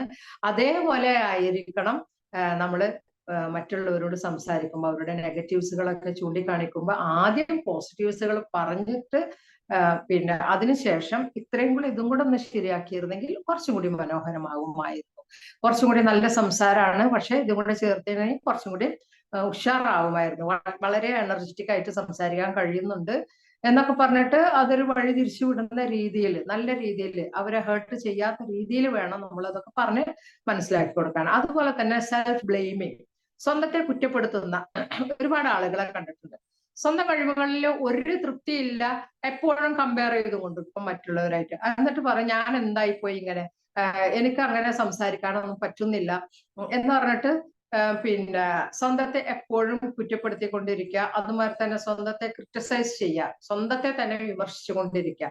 മറ്റുള്ളവർ വിമർശിക്കുമ്പോൾ നമ്മൾ അതിലുള്ള പോസിറ്റീവ്സുകൾ മാത്രം എടുത്താൽ മതി. പക്ഷെ നാം തന്നെ നമ്മെ വിമർശിക്കുന്ന ഒരു സമയത്ത് മറ്റുള്ളവർ എന്നെ വിമർശിക്കുന്നു എന്ന് നമുക്ക് ഒരിക്കലും പറയാൻ പറ്റില്ല. കാരണം നാം തന്നെ നമ്മെ അംഗീകരിച്ചിട്ടില്ല എന്നുള്ളതാണ്. നാം നമ്മളെ കുറ്റപ്പെടുത്തിക്കൊണ്ടിരിക്കുക, വിമർശിച്ചുകൊണ്ടിരിക്കുകയൊക്കെ ചെയ്യുമ്പോൾ മറ്റുള്ളവർ നമ്മളെ കുറ്റപ്പെടുത്തിയെന്ന് പറയാൻ ഒരു അർഹതയില്ലല്ലോ. അപ്പൊ എന്താ വേണ്ടതെന്ന് വെച്ച് കഴിഞ്ഞാൽ നാം നമ്മെ എപ്പോഴും ഇങ്ങനെ കുറ്റപ്പെടുത്തിക്കൊണ്ടിരിക്കുന്നുണ്ടെങ്കിൽ നമ്മൾ മനസ്സിലാക്കണം. അല്ലെങ്കിൽ നമ്മളെ എപ്പോഴും നമ്മളെ ഇങ്ങനെ ക്രിറ്റിസൈസ് ചെയ്തുകൊണ്ടിരിക്കുന്നുണ്ടെങ്കിൽ ഒന്ന് പാസ്റ്റിലേക്ക് ഒന്ന് പോയി നോക്കുക. എന്താണ് അതിന് കാരണം? ഞാൻ എന്നെ ഇങ്ങനെ കുറ്റപ്പെടുത്താനും അതിനൊക്കെ എന്താണ് കാരണം? എനിക്ക് എന്തെങ്കിലും അനുഭവങ്ങൾ ഉണ്ടായിട്ടുണ്ടോ എന്നുള്ളതൊന്ന് പാസ്റ്റിലേക്ക് പോയി നോക്കുക. ഇനി നമുക്ക് കുറച്ച് കാര്യങ്ങളാണ് അതിന്റെ ഒരു എഫക്റ്റ് ആയിട്ട് ഞാൻ പറഞ്ഞിട്ടുള്ളത്. ഇനി അതിന്റെ ഒരു സൊല്യൂഷനിലേക്ക് നമുക്ക് പോവാം. പിന്നെ ഹൗ ടു ഹീൽ, എങ്ങനെയാണത് സുഖപ്പെടുത്തുക എന്നുള്ളതാണ്. ഫസ്റ്റിൽ എന്താന്ന് വെച്ച് കഴിഞ്ഞാൽ അക്നോളജ് യുവർ പെയിൻ. ഇത് നമ്മൾ EFTയിൽ പിന്നെ പ്രാക്ടീസ് ചെയ്തുകൊണ്ട് പഠിപ്പിക്കുന്ന ഒരു സംഗതിയാണ്.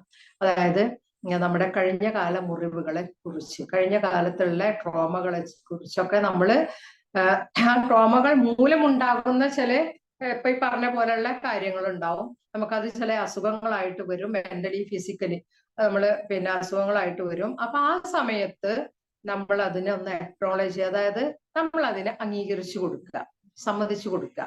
അതായത് എൻ്റെ ഇന്ന വേദന, കഴിഞ്ഞ കാലത്ത് ഞാൻ അനുഭവിച്ച ഇന്ന പ്രയാസങ്ങൾ കാരണമാണ് എനിക്ക് ഇന്ന് കാണുന്ന ബുദ്ധിമുട്ടുകളൊക്കെ ഉണ്ടായിട്ടുള്ളത് എന്നൊന്ന് നമ്മള് നമ്മുടെ പിന്നെ അംഗീകരിക്കുക മാത്രമല്ല, എന്തൊക്കെയാണ് നാം അതുമൂലം പ്രയാസം അനുഭവിക്കുന്നത്, എന്തൊക്കെയാണ് നമ്മുടെ വേദനകൾ, ആരൊക്കെയാണ് നമ്മെ വേദനിപ്പിച്ചവര് എന്നൊക്കെ ഒന്ന് എഴുതി വെക്കുകയോ, എന്നിട്ട് പിന്നെ അതിന്റെ ആ ഇമോഷൻസ് നമ്മളൊന്ന് ഫീൽ ചെയ്യുക ഒക്കെ ചെയ്യുക. എന്നിട്ട് പിന്നെ ഇറ്റ്സ് ഓക്കെ, നാം നമ്മോട് തന്നെ പറയുന്ന ഒരു സംഭവമാണ്, ശരിയാണ് അവരന്ന് എന്നെ വേദനിപ്പിച്ചു, അതിൽ ഒരുപാട് എനിക്ക് വേദനകളൊക്കെ ഉണ്ടായിട്ടുണ്ട്, ഇറ്റ്സ് ഓക്കെ, എന്നാലും ഞാൻ എന്നെ അപ്പൊ സെൽഫ് ലവ് കൊടുത്തുകൊണ്ട് നമുക്കത് മാറ്റിയെടുക്കാൻ, നാം നമ്മെ തന്നെ നന്നായിട്ട് സ്നേഹിക്കുക. അതിനുശേഷം treat your self with kindness, വളരെയധികം ദയയോട് കൂടിയിട്ട് നാം നമ്മോട് പെരുമാറുക എന്നുള്ളതാണ്. നമ്മെ ഒരിക്കലും കുറ്റപ്പെടുത്തല്ലേ വേണ്ട. അന്ന് അവരങ്ങനെ വേദനിപ്പിച്ച ഇന്നത്തെ ബുദ്ധിയും ബോധവും എനിക്ക് അന്ന് ഉണ്ടായിരുന്നെങ്കിൽ അവരെ ഞാൻ എൻ്റെ തലയിൽ കയറാൻ സമ്മതിക്കില്ലായിരുന്നു എന്ന് പറഞ്ഞിട്ട് ഇങ്ങനെ വിലപിച്ചുകൊണ്ടിരിക്കല്ല നമ്മൾ വേണ്ടത്. മറിച്ച് നാം നമ്മോട് ദയ കാണിക്കുക. ഇറ്റ്സ് ഓക്കെ, അന്ന് അങ്ങനെ സംഭവിച്ചു പോയി, അവർ വേദനിപ്പിച്ചു, എങ്കിലും സാരല്ല എന്ന് പറഞ്ഞിട്ട് നാം നമ്മെ തന്നെ വളരെയധികം പിന്നെ ഹേർട്ട് ചെയ്യുന്ന അല്ലെങ്കിൽ വളരെയധികം വേദനയോട് കൂടി ഇരിക്കുന്ന ഒരു ഫ്രണ്ടിനെ നമ്മൾ എങ്ങനെയൊക്കെയാണ് ആശ്വസിപ്പിക്കുന്നത്, അതേപോലെ തന്നെ നാം നമ്മെ ഒന്ന് ആശ്വസിപ്പിക്കുക. ഒന്ന് പുറത്തൊക്കെ ഒന്ന് തട്ടി നാം നമ്മോട് തന്നെ സാരല്ലടോ എന്നൊക്കെ പറയാം.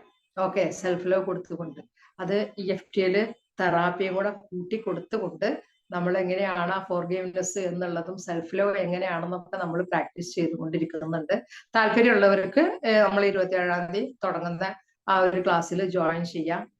അപ്പൊ അത് നമ്മുടെ മനസ്സിൽ നിന്നുള്ള ആ വിഷമങ്ങളും വേദനകളൊക്കെ പാടെ ഒഴിഞ്ഞു പോയിട്ട് നമുക്ക് ഹെൽത്തി ആയിട്ടുള്ള ഒരു ലൈഫ്, സന്തോഷമായിട്ടുള്ള ഒരു ലൈഫ് കിട്ടാൻ ഉപകരിക്കുന്ന ഒരു സംഗതിയാണ് ഇമോഷണൽ ഫ്രീഡം ടെക്നിക്ക് EFT. അതായത് പിന്നെ ജോയിൻ ചെയ്ത് ഒരുപാട് പേര് അതിപ്പോഴും പ്രാക്ടീസ് ചെയ്തുകൊണ്ടിരിക്കുന്നുണ്ട്. പിന്നെ അതുപോലെ തന്നെ സീക്ക് സപ്പോർട്ട് അത് വളരെ ആവശ്യമാണ്. ഒരു മനുഷ്യന് ജീവിക്കാൻ എന്നുണ്ടെങ്കിൽ ഒരുപാട് പേരുടെ സപ്പോർട്ട് ആവശ്യമാണ്. അത് ഫാമിലിയിൽ നിന്നായാലും നമ്മുടെ ജോലി ചെയ്യുന്ന സ്ഥാപനത്തിലോ പഠിക്കുന്ന സ്കൂളിലോ ഫ്രണ്ട്സിന്റെ അടുത്തു നിന്നൊക്കെ എന്താണ്, നമുക്ക് ഒരു വേദന ഉണ്ടായി കഴിഞ്ഞു കഴിഞ്ഞാൽ, ഒരു പ്രശ്നം ഉണ്ടായി കഴിഞ്ഞു കഴിഞ്ഞാൽ നമ്മൾ ഒരു സപ്പോർട്ട് അന്വേഷിക്കാൻ, കൂട്ടിപ്പിടിക്കാൻ യാതൊരു മടിയും വേണ്ടതില്ല. അതിനെ നമ്മള് കുറച്ച് പേര് നമ്മൾ ഫ്രണ്ട്സിനെ തെരഞ്ഞെടുക്കുമ്പോൾ നമുക്ക് ഈ വക കാര്യത്തിൽ നമുക്ക് വീണോടത്തിട്ട് ചവിട്ടുന്ന എന്നൊക്കെ നമ്മൾ പറയും. പിന്നെ അപ്പൊ നമ്മൾ പറയും ഈ ശവത്തി കുത്തലടോ എന്നൊക്കെ പറയും. അങ്ങനെയുള്ള ആളുകളല്ല നമുക്ക് വേണ്ടത്. നമ്മൾ വീഴുമ്പോ നമ്മുടെ കൈ പിടിക്കാന്, സാരല്ലടോ എന്ന് പറഞ്ഞ് പുറത്ത് തടവാന്. പണ്ട് പിന്നെ ഉമ്മമാര് കുട്ടികളോട് പറയും, വീഴണ്ടാ, അതിന്റെ മുകളിൽ കയറിയിട്ട് വീണിട്ടുണ്ടെങ്കിൽ അവിടെ ഇട്ട് ഞാൻ തല്ലുന്ന് പറയും. കുട്ടികൾ വീണ് കഴിഞ്ഞു കഴിഞ്ഞാൽ 2 കൊടുത്തതിന് ശേഷമാണ് പിന്നെ അവരെ പിടിച്ചെഴുന്നേൽപ്പിക്കുക. അങ്ങനെയുണ്ട്. പക്ഷെ ഇവിടെ നമ്മൾ പറയുന്നത് എന്താണെന്ന് വെച്ച് കഴിഞ്ഞാല് അങ്ങനെയുള്ള ആളുകളെ അല്ല നമ്മള് ഫ്രണ്ട്സിന്റെ കൂട്ടത്തില് അന്വേഷിക്കേണ്ടത്. നമുക്കൊരു വീഴ്ച പറ്റുമ്പോ, നമുക്കൊരു മുറിവ് പറ്റുമ്പോ അതില് ഉപ്പും മുളകും പുരട്ടി അത് ഇരട്ടിയാക്കാതെ അതിൽ വളരെയധികം ശാന്തമായ ഒരു അവസ്ഥയിലേക്ക് അതിന്റെ മുറിവ് ഉണക്കുന്ന ആളുകളെയാണ് നമുക്ക് ചുറ്റും നമ്മൾ പിന്നെ കൂട്ടിപ്പിടിക്കേണ്ടത്. അതല്ലെങ്കിൽ ഏതെങ്കിലും തെറാപ്പിസ്റ്റിനെ, സൈക്കോളജിസ്റ്റിനെ, അതല്ലെങ്കിൽ തെറാപ്പിസ്റ്റിനെ ഒക്കെ അന്വേഷിച്ച് ആ മുറിവ് പുറത്തെടുത്ത് ഉണക്കാൻ നമ്മൾ ശ്രമിക്കണം. അതല്ലെങ്കിൽ നമ്മുടെ ശരീരത്തിനും മനസ്സിനും ഒക്കെ അത് ഹാനികരമാണ്. അതുപോലെ തന്നെ സെറ്റ് ബൗണ്ടറീസ്, നമ്മളൊരു അതിര് വെക്കുക എന്ന് പറഞ്ഞു കഴിഞ്ഞാല് പലപ്പോഴും പലർക്കും നോ എന്ന് പറയാൻ കഴിയില്ല. നമ്മുടെ അനാവശ്യമായിട്ട് നമ്മുടെ കാര്യങ്ങളിൽ ഇടപെടുകയും അതിലൂടെ നമുക്ക് വല്ലാതെ നമ്മെ ശല്യം ചെയ്യുകയും നമ്മുടെ ജീവിതം തന്നെ ദുസ്സഹമാക്കി തീർക്കുകയും ഒക്കെ ചെയ്യുന്ന ചില ആളുകളുണ്ട്. അപ്പൊ അവരോട് അനാവശ്യമായിട്ട് നമ്മുടെ കാര്യങ്ങളിൽ നിങ്ങൾ ഇടപെടണ്ട എന്ന് പറയാൻ പലർക്കും മടിയാണ്. അത് നമ്മളൊന്ന് മാറ്റി വെക്കണം. നോ എന്ന് നമുക്ക് പറയേണ്ടടുത്ത് പറയേണ്ട രീതിയിൽ പറയാൻ സാധിക്കണം. നമുക്ക് ചുറ്റും ഒരു വൃത്തം വരച്ചു വെക്കണം. അതിനകത്തേക്ക് അനാവശ്യമായിട്ട് ആരെയും കടന്നു കയറാൻ നമ്മൾ അനുവദിക്കരുത്. അത് നമ്മുടെ മനസ്സിന്റെ സ്വസ്ഥത ഇല്ലാതാക്കും.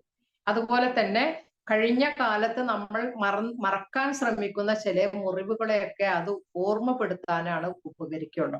ചിലപ്പോൾ ഫ്രണ്ട്ഷിപ്പ് ഇല്ലാതാവും, അതല്ലെങ്കിൽ അവര് പിന്നെ നാടുനീളെ പറഞ്ഞു നടക്കും, അങ്ങനെയാണ്.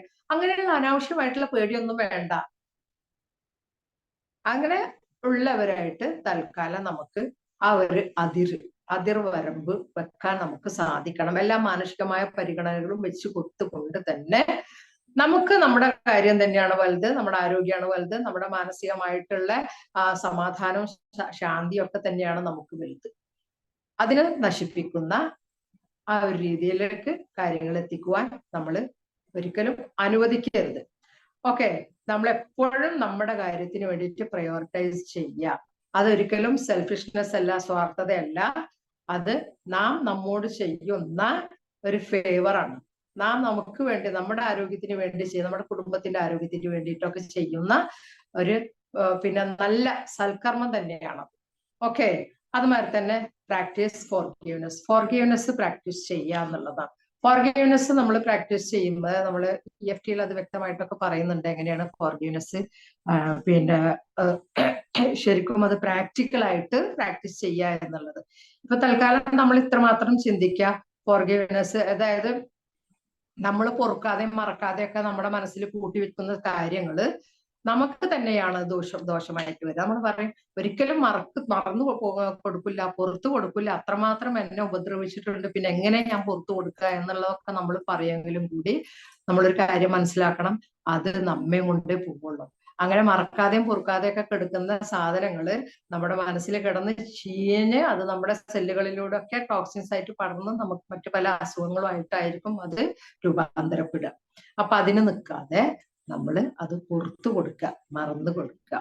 കാരണം പടച്ച തമ്പുരാൻ പുറത്തു തരണമെന്ന് ആഗ്രഹിക്കുന്നവരാണ് നമ്മൾ, അല്ലെ? അതുപോലെ തന്നെ നമ്മുടെ ആത്മാവിനോടും നമ്മൾ എന്താണ് പിന്നെ നമുക്കറിയാം നമ്മുടെ വീഴ്ചകൾ എന്തൊക്കെയാണ്. അത് ആ വീഴ്ചകൾ നമ്മൾ മനസ്സിലാകുന്ന ഘട്ടത്തിൽ നമ്മൾ എന്ത് ചെയ്യണം? നാം പിന്നെ നമ്മുടെ ആത്മാവിനെ അതിൽ നിന്ന് പരിശുദ്ധമാക്കണം. പരിശുദ്ധമായ ഒരു ആത്മാവാണ് നമുക്ക് പടച്ച തമ്പുരാൻ തന്നിട്ടുള്ളത്. അപ്പൊ അതുകൊണ്ട് അതിന്റെ പരിശുദ്ധിക്ക് കളങ്കം പറ്റുന്ന എന്തെങ്കിലുമൊക്കെ ഉണ്ടെങ്കിൽ അതിനെ നമ്മൾ അവിടുന്ന് നീക്കം ചെയ്യണം. അതിന് മസ്റ്റ് ആയിട്ടുള്ള ഒരു സംഭവമാണ് ഫോർഗീവ്നെസ് എന്ന് പറയുന്നത്. ഓക്കെ, അതുപോലെ പിന്നെ സെൽഫ് കെയറിൽ എൻഗേജ് ആവുക. നമ്മൾ നമ്മളെ സ്വയം പരിചരിക്കുക. നമ്മൾ സ്വയം പരിചരിക്കുക എന്ന് പറയുമ്പോൾ നമ്മൾ നല്ല ആഹാരം കഴിക്കുന്നുണ്ട്, ഹെൽത്തി ആയിട്ടുള്ള ആഹാരം കഴിക്കുന്നുണ്ട്, ഓർഗാനിക് ഫുഡുകൾ കഴിക്കുന്നുണ്ട്, നമ്മുടെ ആരോഗ്യം നന്നായി ശ്രദ്ധിക്കുന്നു എന്ന് തന്നെയാണ് നമ്മളെ വിശ്വാസം. നന്നായി ഉറങ്ങുന്നുണ്ട്, നന്നായി എക്സസൈസ് ചെയ്യുന്നുണ്ട്. പക്ഷെ അത് പോരാ, ഇമോഷണലി നമ്മെ കെയർ ചെയ്യണം. ആവശ്യമില്ലാത്ത നെഗറ്റീവ് തോട്ടുകളൊക്കെ നമ്മളെ മനസ്സിൽ കുത്തി നിറച്ചിട്ട് നമ്മുടെ നെഗറ്റീവ് ഇമോഷൻസിനെ ഇൻക്രീസ് ചെയ്യുന്ന രീതിയിലുള്ള ചിന്തകളൊക്കെ ഇട്ട് കഴിഞ്ഞു കഴിഞ്ഞാൽ നാം ഒരിക്കലും നമ്മുടെ കെയർ ചെയ്യണമെന്ന് പറയാൻ പറ്റില്ല. അതേസമയം അതിൽ നിന്നൊക്കെ ഒഴിവായിട്ട് പോസിറ്റീവായിട്ട് ചിന്തിച്ചുകൊണ്ട് നമ്മളെ പിന്നെ സെൽഫ് കെയറിന്റെ അതിൽ എൻഗേജ്ഡ് ആവുക എന്നുള്ളതാണ്. അത് സെൽഫ് ലവ് ഉണ്ടാവുമ്പോൾ, നാം നമ്മെ സ്വയം സ്നേഹിക്കുമ്പോൾ അതിന്റെ പിന്നിൽ വരുന്ന ഒരു സംഭവമാണ് നാം നമ്മെ കെയർ ചെയ്യുക എന്നുള്ളത്. നല്ല വസ്ത്രങ്ങൾ ധരിക്കുക, നല്ല ആഹാരം കൊടുക്കുക, നല്ല ചിന്തകൾ കൊടുക്കുക, അങ്ങനെയൊക്കെ ആയിട്ട് പിന്നെ അതുപോലെ തന്നെ നമ്മുടെ അത് വരൂട്ടാ. അതുപോലെ തന്നെ നമ്മുടെ മനസ്സിനും ശരീരത്തിന്റെയും പിന്നെ ഏത് കോണിലായാലും നമ്മുടെ ഇന്റേണൽ ഓർഗൻസ്, അതായത് ആന്തരിക അവയവത്തൊക്കെ കേടുവരുത്തുന്ന ഒരുപാട് നെഗറ്റീവ് ചിന്തകൾ നമ്മളെ മനസ്സിൽ കെടുക്കുന്നുണ്ട്. അത് സ്ട്രെസ് ആയിരിക്കാം, ആങ്സൈറ്റി ആയിരിക്കാം, മറ്റുള്ളവരെ കുറിച്ചുള്ള നെഗറ്റീവ് ചിന്തകളായിരിക്കാം, ചിലപ്പോൾ ഏഷണി, പരദൂഷണം, ഇതൊക്കെ അതിൽപ്പെട്ടതാണ്. അസൂയ, അഹങ്കാരം, ഈ വക സംഗതികളൊക്കെ നമ്മുടെ മനസ്സിന്റെ സമാധാനം ഇല്ലാതാക്കുന്നതാണ്. അപ്പൊ അങ്ങനെയുള്ള ചിന്തകളൊക്കെ നമ്മുടെ മനസ്സിലേക്ക് വന്നു കഴിഞ്ഞാൽ നാം പിന്നെ സെൽഫ് കെയർ ചെയ്യുന്നുണ്ട് എന്ന് പറയുന്നതിൽ ഒരു അർത്ഥമല്ല. ഓക്കെ, അപ്പൊ ഇതൊക്കെ രണ്ടും കൂടെ കൂട്ടുമ്പോഴാണ് നല്ല ആഹാരവും നല്ല ഭക്ഷണം പോലെ തന്നെയാണ് നല്ല ചിന്തകളും നമ്മുടെ മനസ്സിലേക്ക് കൊടുക്കുക എന്നുള്ളതാണ്. അപ്പൊ നല്ല ചിന്തകൾ വരുമ്പോ എന്താണ്, നമുക്ക് ആത്മവിശ്വാസം ഉണ്ടാവും, സെൽഫ് എസ്റ്റീം ഉണ്ടാവും, നമുക്ക് നല്ല ആത്മാഭിമാനം ഉണ്ടാവും, നമുക്ക് സമാധാനപരമായിട്ടുള്ള ഒരു അന്തരീക്ഷവും സമാധാനപരമായിട്ടുള്ള ഒരു മനസ്സും ഒക്കെ നമുക്ക് സൃഷ്ടിച്ചെടുക്കാൻ സാധിക്കും. അതുമാതിരി തന്നെ പിന്നെ നമ്മൾക്ക് നമ്മുടെ ഒരു റിലാക്സേഷന് വേണ്ടിയിട്ട് നമ്മൾ ഏതറ്റം വരെ പോവുക എന്നുള്ളതാണ്. മറ്റുള്ളവരെ സന്തോഷിപ്പിക്കുന്നതിനേക്കാൾ കൂടുതൽ നാം നമ്മെ സന്തോഷിപ്പിക്കുവാൻ, കാരണം നമ്മുടെ സന്തോഷം കണ്ടെത്തേണ്ടത് നമ്മൾ തന്നെയാണ്. അപ്പൊ അതിന് എവിടുന്നൊക്കെയാണ് നമുക്കത് കിട്ടുകയെന്ന് വെച്ച് കഴിഞ്ഞാൽ അവിടെയൊക്കെ പോയിട്ട് ആ സന്തോഷം കണ്ടെത്തുക എന്നുള്ളതാണ്. ചിലപ്പോൾ വായനയിലൂടെ ആയിരിക്കാം, ചിലപ്പോൾ നല്ല സീനിയറി കണ്ടുകൊണ്ടായിരിക്കാം, നല്ല ഫ്രണ്ട്സുകളായിട്ടുള്ള സംസാരത്തിലൂടെ ആയിരിക്കാം. അപ്പൊ അതിനൊക്കെ നമ്മൾ സമയം കണ്ടെത്തുക എന്നുള്ളത്, നമുക്ക് വേണ്ടിയിട്ട് കുറച്ച് സമയം നമ്മളവിടെ മാറ്റി വെക്കാം. മറ്റുള്ളവർക്ക് വേണ്ടി നമ്മൾ ചത്ത് പണിയെടുക്കുമ്പോഴും നമുക്ക് വേണ്ടി കുറച്ച് സമയം മാറ്റിവെക്കുക. അതുപോലെ തന്നെ എക്സ്പ്ലോർ യുവർ ഫീലിങ്സ് എന്ന് പറഞ്ഞു കഴിഞ്ഞാൽ നമ്മളിങ്ങനെ അടക്കി ഒതുക്കി നമ്മുടെ ഫീലിങ്സുകളൊന്നും പിന്നെ ചിലപ്പോൾ കരയേണ്ടത് നമ്മൾ കരഞ്ഞു തീർക്കേണ്ടി വരും, പൊട്ടിക്കരയേണ്ടത് പൊട്ടിക്കരയേണ്ടി വരും. സന്തോഷം വന്നാൽ അത് അടക്കി പിടിക്കേണ്ട, ചിരി നല്ലൊരു സംഭവമാണ്. അപ്പൊ അത് എങ്ങനെയൊക്കെയാണ് നമുക്ക് അത് പ്രകടിപ്പിക്കാൻ കഴിയാന്ന് വെച്ച് കഴിഞ്ഞാൽ നമ്മുടെ ഫീലിങ്സ് പ്രകടിപ്പിക്കാൻ ആരെയും പേടിക്കണ്ട. ഒന്നുമില്ലെങ്കിൽ വാതിലടച്ചിട്ട് കണ്ണാടിയുടെ മുമ്പിൽ വന്നിട്ട് നാം നമ്മോട് തന്നെ ഒന്ന് പറയാ, എന്നിട്ട് നമുക്കൊന്ന് സെൽഫ് ലവ് കൂട്ടിക്കൊടുക്കുക. ഇങ്ങനെയുള്ള സംഭവങ്ങളൊക്കെ നമുക്ക് ഇതിന് പറ്റിയ ഒരു മാർഗങ്ങളാണ്. അതുമാതിരി തന്നെ നെഗറ്റീവ് തോട്ടുകളെ ചാലഞ്ച് ചെയ്യാം. നെഗറ്റീവ് തോട്ടുകൾ നമ്മുടെ മനസ്സിലേക്ക് വരുമ്പോൾ അതിനെക്കുറിച്ചൊന്ന് അവെയർ ആവുക. എനിക്ക് വരുന്നത് നെഗറ്റീവ് തോട്ടാണ്, നെഗറ്റീവ് ചിന്തയാണ്. എനിക്ക് അമിതമായിട്ട് ദേഷ്യം വരുന്നത് നല്ലതിനല്ല, അമിതമായിട്ട് സങ്കടം വരുന്നത് നല്ലതിനല്ല, മറ്റുള്ളവരെ കുറിച്ച് നന്നായിട്ടല്ലാതെ മോശമായിട്ട് ചിന്തിക്കുന്നത് നല്ലതിനല്ല. എങ്ങനെയൊക്കെ വരുമ്പോ എന്താണ്, അതൊരു ചലഞ്ചായിട്ട് ഏറ്റെടുക്കുക. അങ്ങനെയൊക്കെയുള്ള ചിന്തകൾ വരുമ്പോൾ ഞാൻ അതിനെ കൺട്രോൾ ചെയ്യും. അതിനെന്റെ മനസ്സിൽ നിന്ന് റിമൂവ് ചെയ്യാൻ, നീക്കം ചെയ്യാനുള്ള മാർഗങ്ങളെ കുറിച്ച് ഞാൻ അന്വേഷിക്കും, അതെന്റെ ജീവിതത്തിൽ പകർത്തും എന്നുള്ളതിൽ നമ്മൾ തന്നെ ഒന്ന് ചാലഞ്ച് ചെയ്യാം.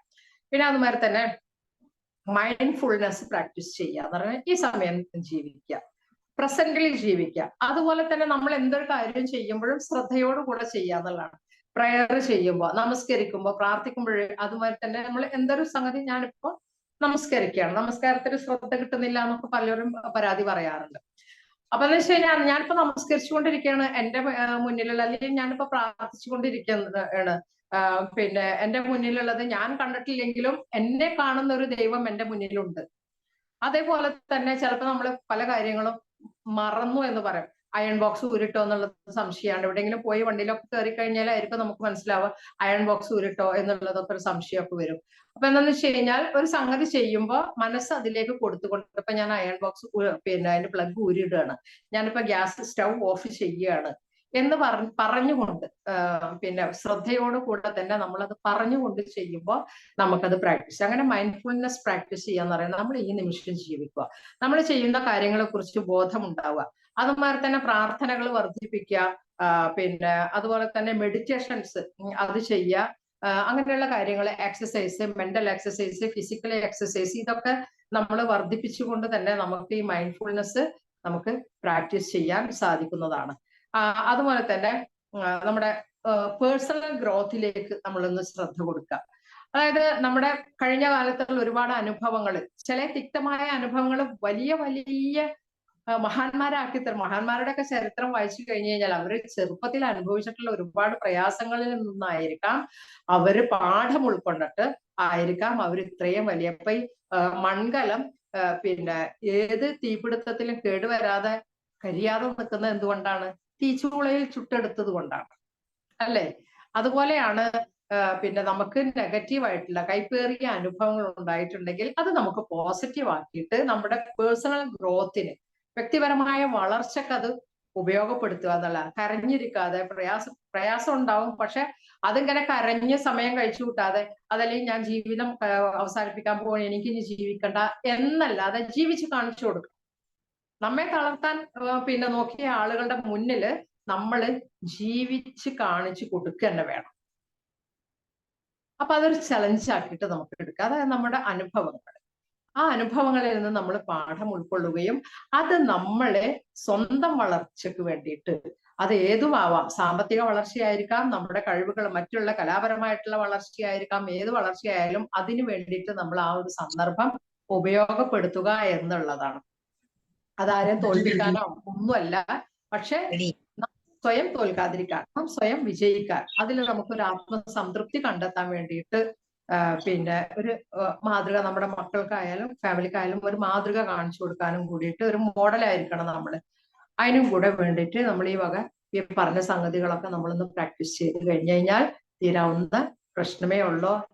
കാലത്തിന് മയക്കാൻ കഴിയാത്ത മുറിവുകളില്ല എന്ന് പറയും, പക്ഷെ നമ്മളൊന്ന് മനസ്സ് വെച്ച് കഴിഞ്ഞു കഴിഞ്ഞാൽ ഏത് മുറിവുകളും നമുക്ക് ഗ്രാജുവലി കുറേശ്ശെ ആയിട്ട് നമുക്ക് ഇങ്ങനെ മാറ്റിയെടുക്കാൻ സാധിക്കുന്നതാണ്. അപ്പൊ ഞാൻ എൻ്റെ ഈ ക്ലാസ് ഇവിടെ വെച്ചിട്ട് നിർത്തുകയാണ്.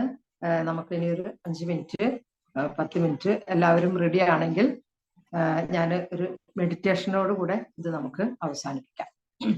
എല്ലാവരും റെഡി ആണല്ലോ അല്ലെ? കുറച്ച് പേരൊക്കെ ഒന്ന് വീഡിയോയിൽ വരണം. പിന്നെ എന്തെങ്കിലാണ്, അല്ലെങ്കിൽ ഞാൻ എന്നോട് തന്നെ സംസാരിക്കുന്നത് പോലെയാണ് തോന്നുന്നത്. കുറച്ച് പേരൊക്കെ ഒന്ന് വീഡിയോയിൽ വായോ കേട്ടാ. മെഡിറ്റേഷൻ എല്ലാവരും റെഡി ആണോ? നിങ്ങൾ റെഡി ആണെങ്കിലാണ് ഞാൻ മെഡിറ്റേഷൻ തുടങ്ങുന്നുള്ളൂ. Okay okay. കുറച്ച് സമയം കേട്ടാ, ഒരു 10 മിനിറ്റ്. 9 മണിയായി, കുറച്ച് നീണ്ടുപോയി, കാരണം നമ്മൾ തുടങ്ങാൻ വൈകി, അതുകൊണ്ടാണ്. വെള്ളം ഉണ്ടെങ്കിൽ, അടുത്ത് വെള്ളം ഉണ്ടെങ്കിൽ കുറച്ച് വെള്ളമൊക്കെ കുടിച്ചു കേട്ടോ. ഇതിപ്പോ EFT മെഡിറ്റേഷൻ അല്ല. EFT മെഡിറ്റേഷൻ EFT ചെയ്തവർക്കാണ് അതിനെ കുറിച്ച് അറിയുള്ളൂ. ഇത് നമ്മൾ സാധാരണ ഒരു മെഡിറ്റേഷൻ മാത്രമാണ് ചെയ്യുന്നത്.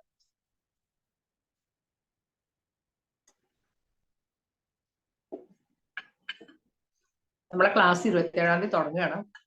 ഈ 27-ാം തീയതി നമുക്ക് ആർക്കെങ്കിലും താല്പര്യം ഉണ്ടെന്നുണ്ടെങ്കിൽ പിന്നെ നമ്മുടെ ചാറ്റ് ബോക്സിൽ ഷെരീഫ നമ്പർ ഇട്ട് കൊടുത്തോളൂ കേട്ടോ. ആ നമ്പറിൽ ഒന്ന് ഷെരീഫയുടെ നമ്പർ ഇട്ട് കൊടുത്തോ. അപ്പൊ ആ നമ്പറിൽ ഒന്ന് വിളിച്ചന്വേഷിച്ചാൽ മതി.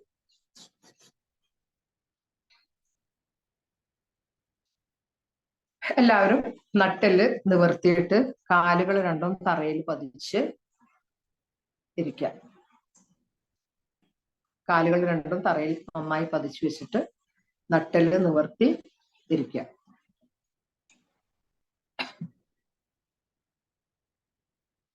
സാവധാനം കണ്ണുകൾ അടയ്ക്കുക. എന്നിട്ട് ശ്വാസത്തിലേക്ക് മാത്രം ശ്രദ്ധിക്കുക. ഡീപ്പായിട്ട് ശ്വാസം എടുക്കുക. നല്ല ബ്രീത്ത് ഇൻ, വളരെ ഡീപ്പായിട്ട് ശ്വാസം എടുക്കുക, പുറത്തേക്ക് വിടുക. ഒരു 2-3 പ്രാവശ്യം ശ്വാസം എടുത്ത് വിടുക. ശ്വാസത്തിലേക്ക് മാത്രം ശ്രദ്ധിക്കുക. അത് കഴിഞ്ഞ് ഞാൻ പറയുന്ന കാര്യങ്ങളിലേക്ക് ശ്രദ്ധിക്കുക.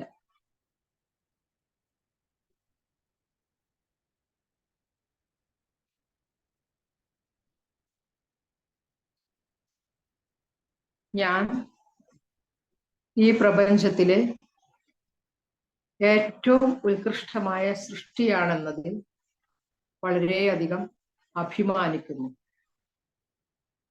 അതുകൊണ്ട് തന്നെ ഞാൻ എന്നെ വളരെ അഗാധമായി സത്യസന്ധമായി സ്നേഹിക്കുന്നു, അംഗീകരിക്കുന്നു.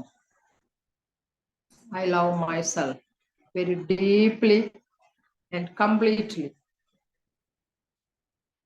ഈ ഭൂമിയിൽ അന്തസ്സാർന്ന ജീവിതത്തിന് അർഹതയുള്ളയാളാണ് ഞാൻ. Take a deep breath. വളരെ ആഴത്തിൽ ശ്വാസമെടുത്ത് വിടുക. പറയുന്ന വാക്കുകളിലേക്ക് മാത്രം ശ്രദ്ധിക്കുക, ശ്വാസത്തിലേക്കും ശ്രദ്ധിക്കുക. വേറെ പുറത്ത് മഴ ഉണ്ടാവും, അവിടേക്കൊന്നും ശ്രദ്ധിക്കരുത്. നിങ്ങൾ നിങ്ങളുടെ ശ്വാസത്തിലേക്ക് ശ്രദ്ധിക്കുക. ഞാൻ പറയുന്ന വാക്കുകളിലേക്ക് മാത്രം ശ്രദ്ധിക്കുക. പ്രപഞ്ച സൃഷ്ടാവിന്റെ ഒരുപാട് അനുഗ്രഹങ്ങൾ അനുഭവിച്ചു കൊണ്ടാണ് ഞാൻ ജീവിക്കുന്നത്. ഞാൻ എൻ്റെ വികാരങ്ങളെ വളരെയധികം മാനിക്കുന്നു. അവ പൂർണ്ണമായിട്ട് അനുഭവിക്കാൻ എന്നെ അനുവദിക്കുകയും ചെയ്യുന്നു. Breathe in, breathe out, breathe in, breathe out. കഴിഞ്ഞ കാലഘട്ടത്തിൽ എനിക്ക് ഒരുപാട് വേദനകളും മുറിവുകളും ഉണ്ടായിട്ടുണ്ട്. അവയൊക്കെ തന്നെ എന്നോടുള്ള സ്നേഹത്താൽ സുഖപ്പെടുത്തുവാനുള്ള പ്രാപ്തി ഞാൻ നേടിക്കൊണ്ടിരിക്കുന്നു. അതെല്ലാം എൻ്റെ മനസ്സിൽ നിന്ന് വിട്ടൊഴിഞ്ഞു പോയിക്കൊണ്ടേയിരിക്കുന്നു. ഓരോ ശ്വാസത്തിലും ഞാൻ എൻ്റെ മനസ്സിനുള്ളിലെ നീരസവും ദേഷ്യവും സങ്കടവും ഒഴിവാക്കി ക്ഷമയെ സ്വാഗതം ചെയ്യുന്നു. ഓരോ ശ്വാസത്തിലും എൻ്റെ മനസ്സിനുള്ളിലെ ആഴത്തിൽ പതിഞ്ഞ വേദനകളെയും സങ്കടങ്ങളെയും ഞാൻ ഒഴിവാക്കി പകരം ക്ഷമയെ സ്വാഗതം ചെയ്യുന്നു. എനിക്കേറ്റ മുറിവുകളിൽ ഞാൻ ഒരിക്കലും ദുർബലനാവുന്നില്ല. എൻ്റെ പ്രതിരോധ ശേഷിയാൽ ഞാൻ സ്വയം ശാക്തീകരിക്കപ്പെട്ടുകൊണ്ടിരിക്കുന്നു. അസ്വസ്ഥതകളും വേദനകളും സുഖപ്പെട്ട് ശാന്തി നിറഞ്ഞ ജീവിതത്തിലേക്ക് എന്നെ നയിക്കുവാൻ ഞാൻ എടുക്കുന്ന ഓരോ ചുവടുകളും എന്നെ ആന്തരിക സമാധാനത്തിലേക്ക് അടുപ്പിച്ചുകൊണ്ടിരിക്കുന്നു. എൻ്റെ ഉള്ളിലെ അസ്വസ്ഥതകൾ ഇല്ലായ്മ ചെയ്യുവാൻ ഞാൻ എടുക്കുന്ന ഓരോ കാൽവെപ്പുകളും എന്നെ സമാധാനത്തിലേക്കും സന്തോഷത്തിലേക്കും നയിച്ചുകൊണ്ടേയിരിക്കുന്നു. ഭയത്തെ ധൈര്യത്തോടെയും സംശയത്തെ ആത്മവിശ്വാസത്തോടെയും നേരിടാൻ എനിക്ക് സാധ്യമാകുന്നുണ്ട്. ഞാൻ വളരെ ധൈര്യശാലിയാണ്. സാഹചര്യങ്ങളുടെ സമ്മർദ്ദങ്ങളെ നേരിടുവാനുള്ള ധൈര്യം ഞാൻ ആർജിച്ചെടുക്കുന്നുണ്ട്. അതിനുള്ള ആത്മവിശ്വാസവും എനിക്കുണ്ട്. Breathe in, breathe out. Breathe in, breathe out. എൻ്റെ അനുഭവങ്ങളിൽ നിന്നുള്ള പാഠങ്ങൾ ഞാൻ അംഗീകരിക്കുകയും അവയൊക്കെ എൻ്റെ വളർച്ചയ്ക്കും ഉയർച്ചക്കുമുള്ള മാർഗങ്ങളായി ഉപയോഗിക്കുകയും ചെയ്യുന്നു. ഞാൻ എന്നോട് വളരെ അനുകമ്പയും സ്നേഹവുമുള്ളവളാണ്. ഞാൻ എന്നോട് വളരെ അനുകമ്പയും സ്നേഹവും ഉള്ളവനാണ്. ദയയും സൗമ്യതയും കൊണ്ട് ഞാൻ എന്നെ പരിപോഷിപ്പിച്ചു കൊണ്ടേയിരിക്കുന്നു. ഞാൻ എന്നെ സ്നേഹിച്ചു കൊണ്ടേയിരിക്കുന്നു. സ്നേഹത്തിലൂടെ എന്നിൽ ആത്മശാന്തിയും സന്തോഷവും നിറച്ചുകൊണ്ടേയിരിക്കുന്നു. Breathe in, breathe out, breathe in, breathe out. എൻ്റെ ഉള്ളിലുള്ള എല്ലാ നെഗറ്റീവ് ചിന്തകളും വേദനകളും ഒരു കറുത്ത പുകയായി എൻ്റെ ഉച്ഛ്വാസവായുവിലൂടെ പുറത്തേക്ക് പോവുകയും പകരം സുഖത്തിൻ്റെയും ശാന്തിയുടെയും തണുപ്പുള്ള ശ്വാസം എന്നിൽ നിറഞ്ഞുകൊണ്ടിരിക്കുകയും ചെയ്യുന്നു. എല്ലാ പോസിറ്റീവ് ചിന്തകളും എൻ്റെ മനസ്സിലേക്ക് ഞാൻ നിറച്ചുകൊണ്ടിരിക്കുന്നു. അതിലൂടെ എന്നിൽ രോഗഹേതുക്കളായിട്ടുള്ള എല്ലാ നെഗറ്റീവ് ചിന്തകളെയും ഞാൻ പുറന്തള്ളിക്കൊണ്ടേയിരിക്കുകയാണ്.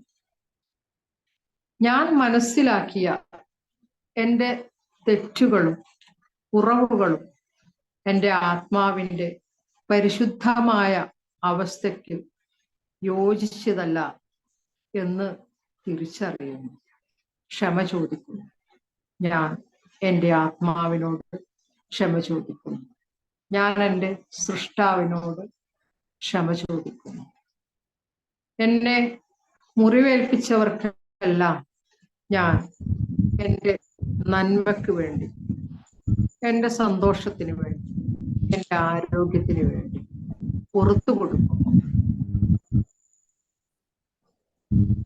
ജീവിതം വാഗ്ദാനം ചെയ്യുന്ന എല്ലാ സ്നേഹത്തിനും സന്തോഷത്തിനും ഞാൻ യോഗ്യനാണ്. ജീവിതം വാഗ്ദാനം ചെയ്യുന്ന എല്ലാ സ്നേഹത്തിനും സന്തോഷത്തിനും ഞാൻ അർഹയാണ്. I love myself. I love myself very deeply, completely, truly. I love myself. Thank you. Thank you, God, for your blessings. Thank you, God. Thank you all. Thank you. Thank you. ഇനി സാവധാനം ദീർഘശ്വാസത്തോടെ കണ്ണുകൾ മെല്ലെ തുറക്കും.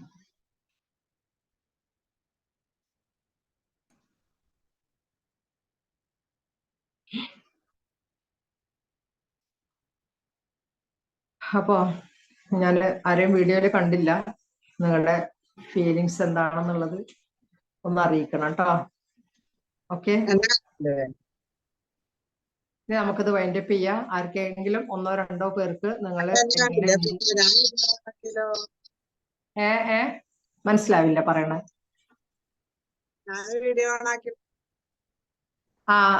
ഒന്ന് രണ്ട് പേര് മാത്രമേ ഓണാക്കിയിട്ടുണ്ടായിരുന്നുള്ളൂ. Okay, thank you. Thank you. Okay, അപ്പൊ നിങ്ങളുടെ എക്സ്പീരിയൻസ് ഒക്കെ ഗ്രൂപ്പുകളിലൊക്കെ ഷെയർ ചെയ്യുക. നമ്മുടെ മൈൻഡ്ഫുള്ളിന്റെ ഗ്രൂപ്പ് ഉണ്ട്. മൈൻഡ്ഫുള്ളിന്റെ ഗ്രൂപ്പിൽ ഇല്ലാത്തവരുണ്ടെങ്കിൽ അതിലൊന്ന് ജോയിൻ ആയിക്കോളൂ കേട്ടോ. പിന്നെ അതുപോലെ തന്നെ നമ്മുടെ കോഴ്സ് 27-ാം തീയതി സ്റ്റാർട്ട് ചെയ്യാണ്. ഡെയിലി മെഡിറ്റേഷൻ ഉണ്ടാവും.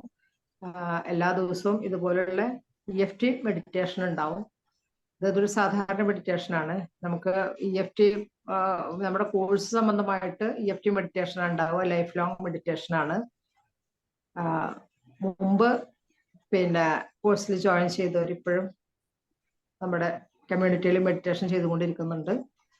അതുപോലെ തന്നെ 10 ദിവസത്തെ ക്ലാസ്, 20 ദിവസത്തെ PCA സർവീസ്, അതായത് പേഴ്സണൽ മെന്റർ ഉണ്ടാവും നമുക്ക്. പിന്നെ ലൈഫ് ലോങ് കമ്മ്യൂണിറ്റി മെമ്പർഷിപ്പ് ഉണ്ടാവും. ആവശ്യക്കാർക്ക് പേഴ്സണൽ ആയിട്ട് സിറ്റിംഗ് കൊടുക്കും. 1-to-1 സെഷൻ സിറ്റിംഗ് ഉണ്ടാവും. അപ്പൊ എന്തായിരുന്നാലും പിന്നെ കൂടുതൽ ഡീറ്റെയിൽസ് അറിയാൻ വേണ്ടിയിട്ട് അതിൽ നമ്പർ ഇട്ടിട്ടുണ്ട്. ആ നമ്പറിൽ വിളിക്കുക കേട്ടോ. ഓക്കെ. 27-ാം തീയതി എന്ന് പറഞ്ഞു കഴിഞ്ഞാൽ ദിവസമായി തുടങ്ങി. അധികം ആളുകളൊന്നും നമ്മൾ എടുക്കുന്നില്ല. അപ്പൊ ഈ 27-ാം തീയതിക്കുള്ളിൽ പിന്നെ വരുന്നവർക്ക് അഡ്മിഷൻ ഉണ്ടാവും. ആളുകൾ തികഞ്ഞു കഴിഞ്ഞു കഴിഞ്ഞാൽ പിന്നെ എല്ലാവരും ഒരുപാട് ആളുകളായി കഴിഞ്ഞാൽ നമുക്ക് ഫോളോ അപ്പ് ചെയ്യാൻ പറ്റുന്നുണ്ടാവും.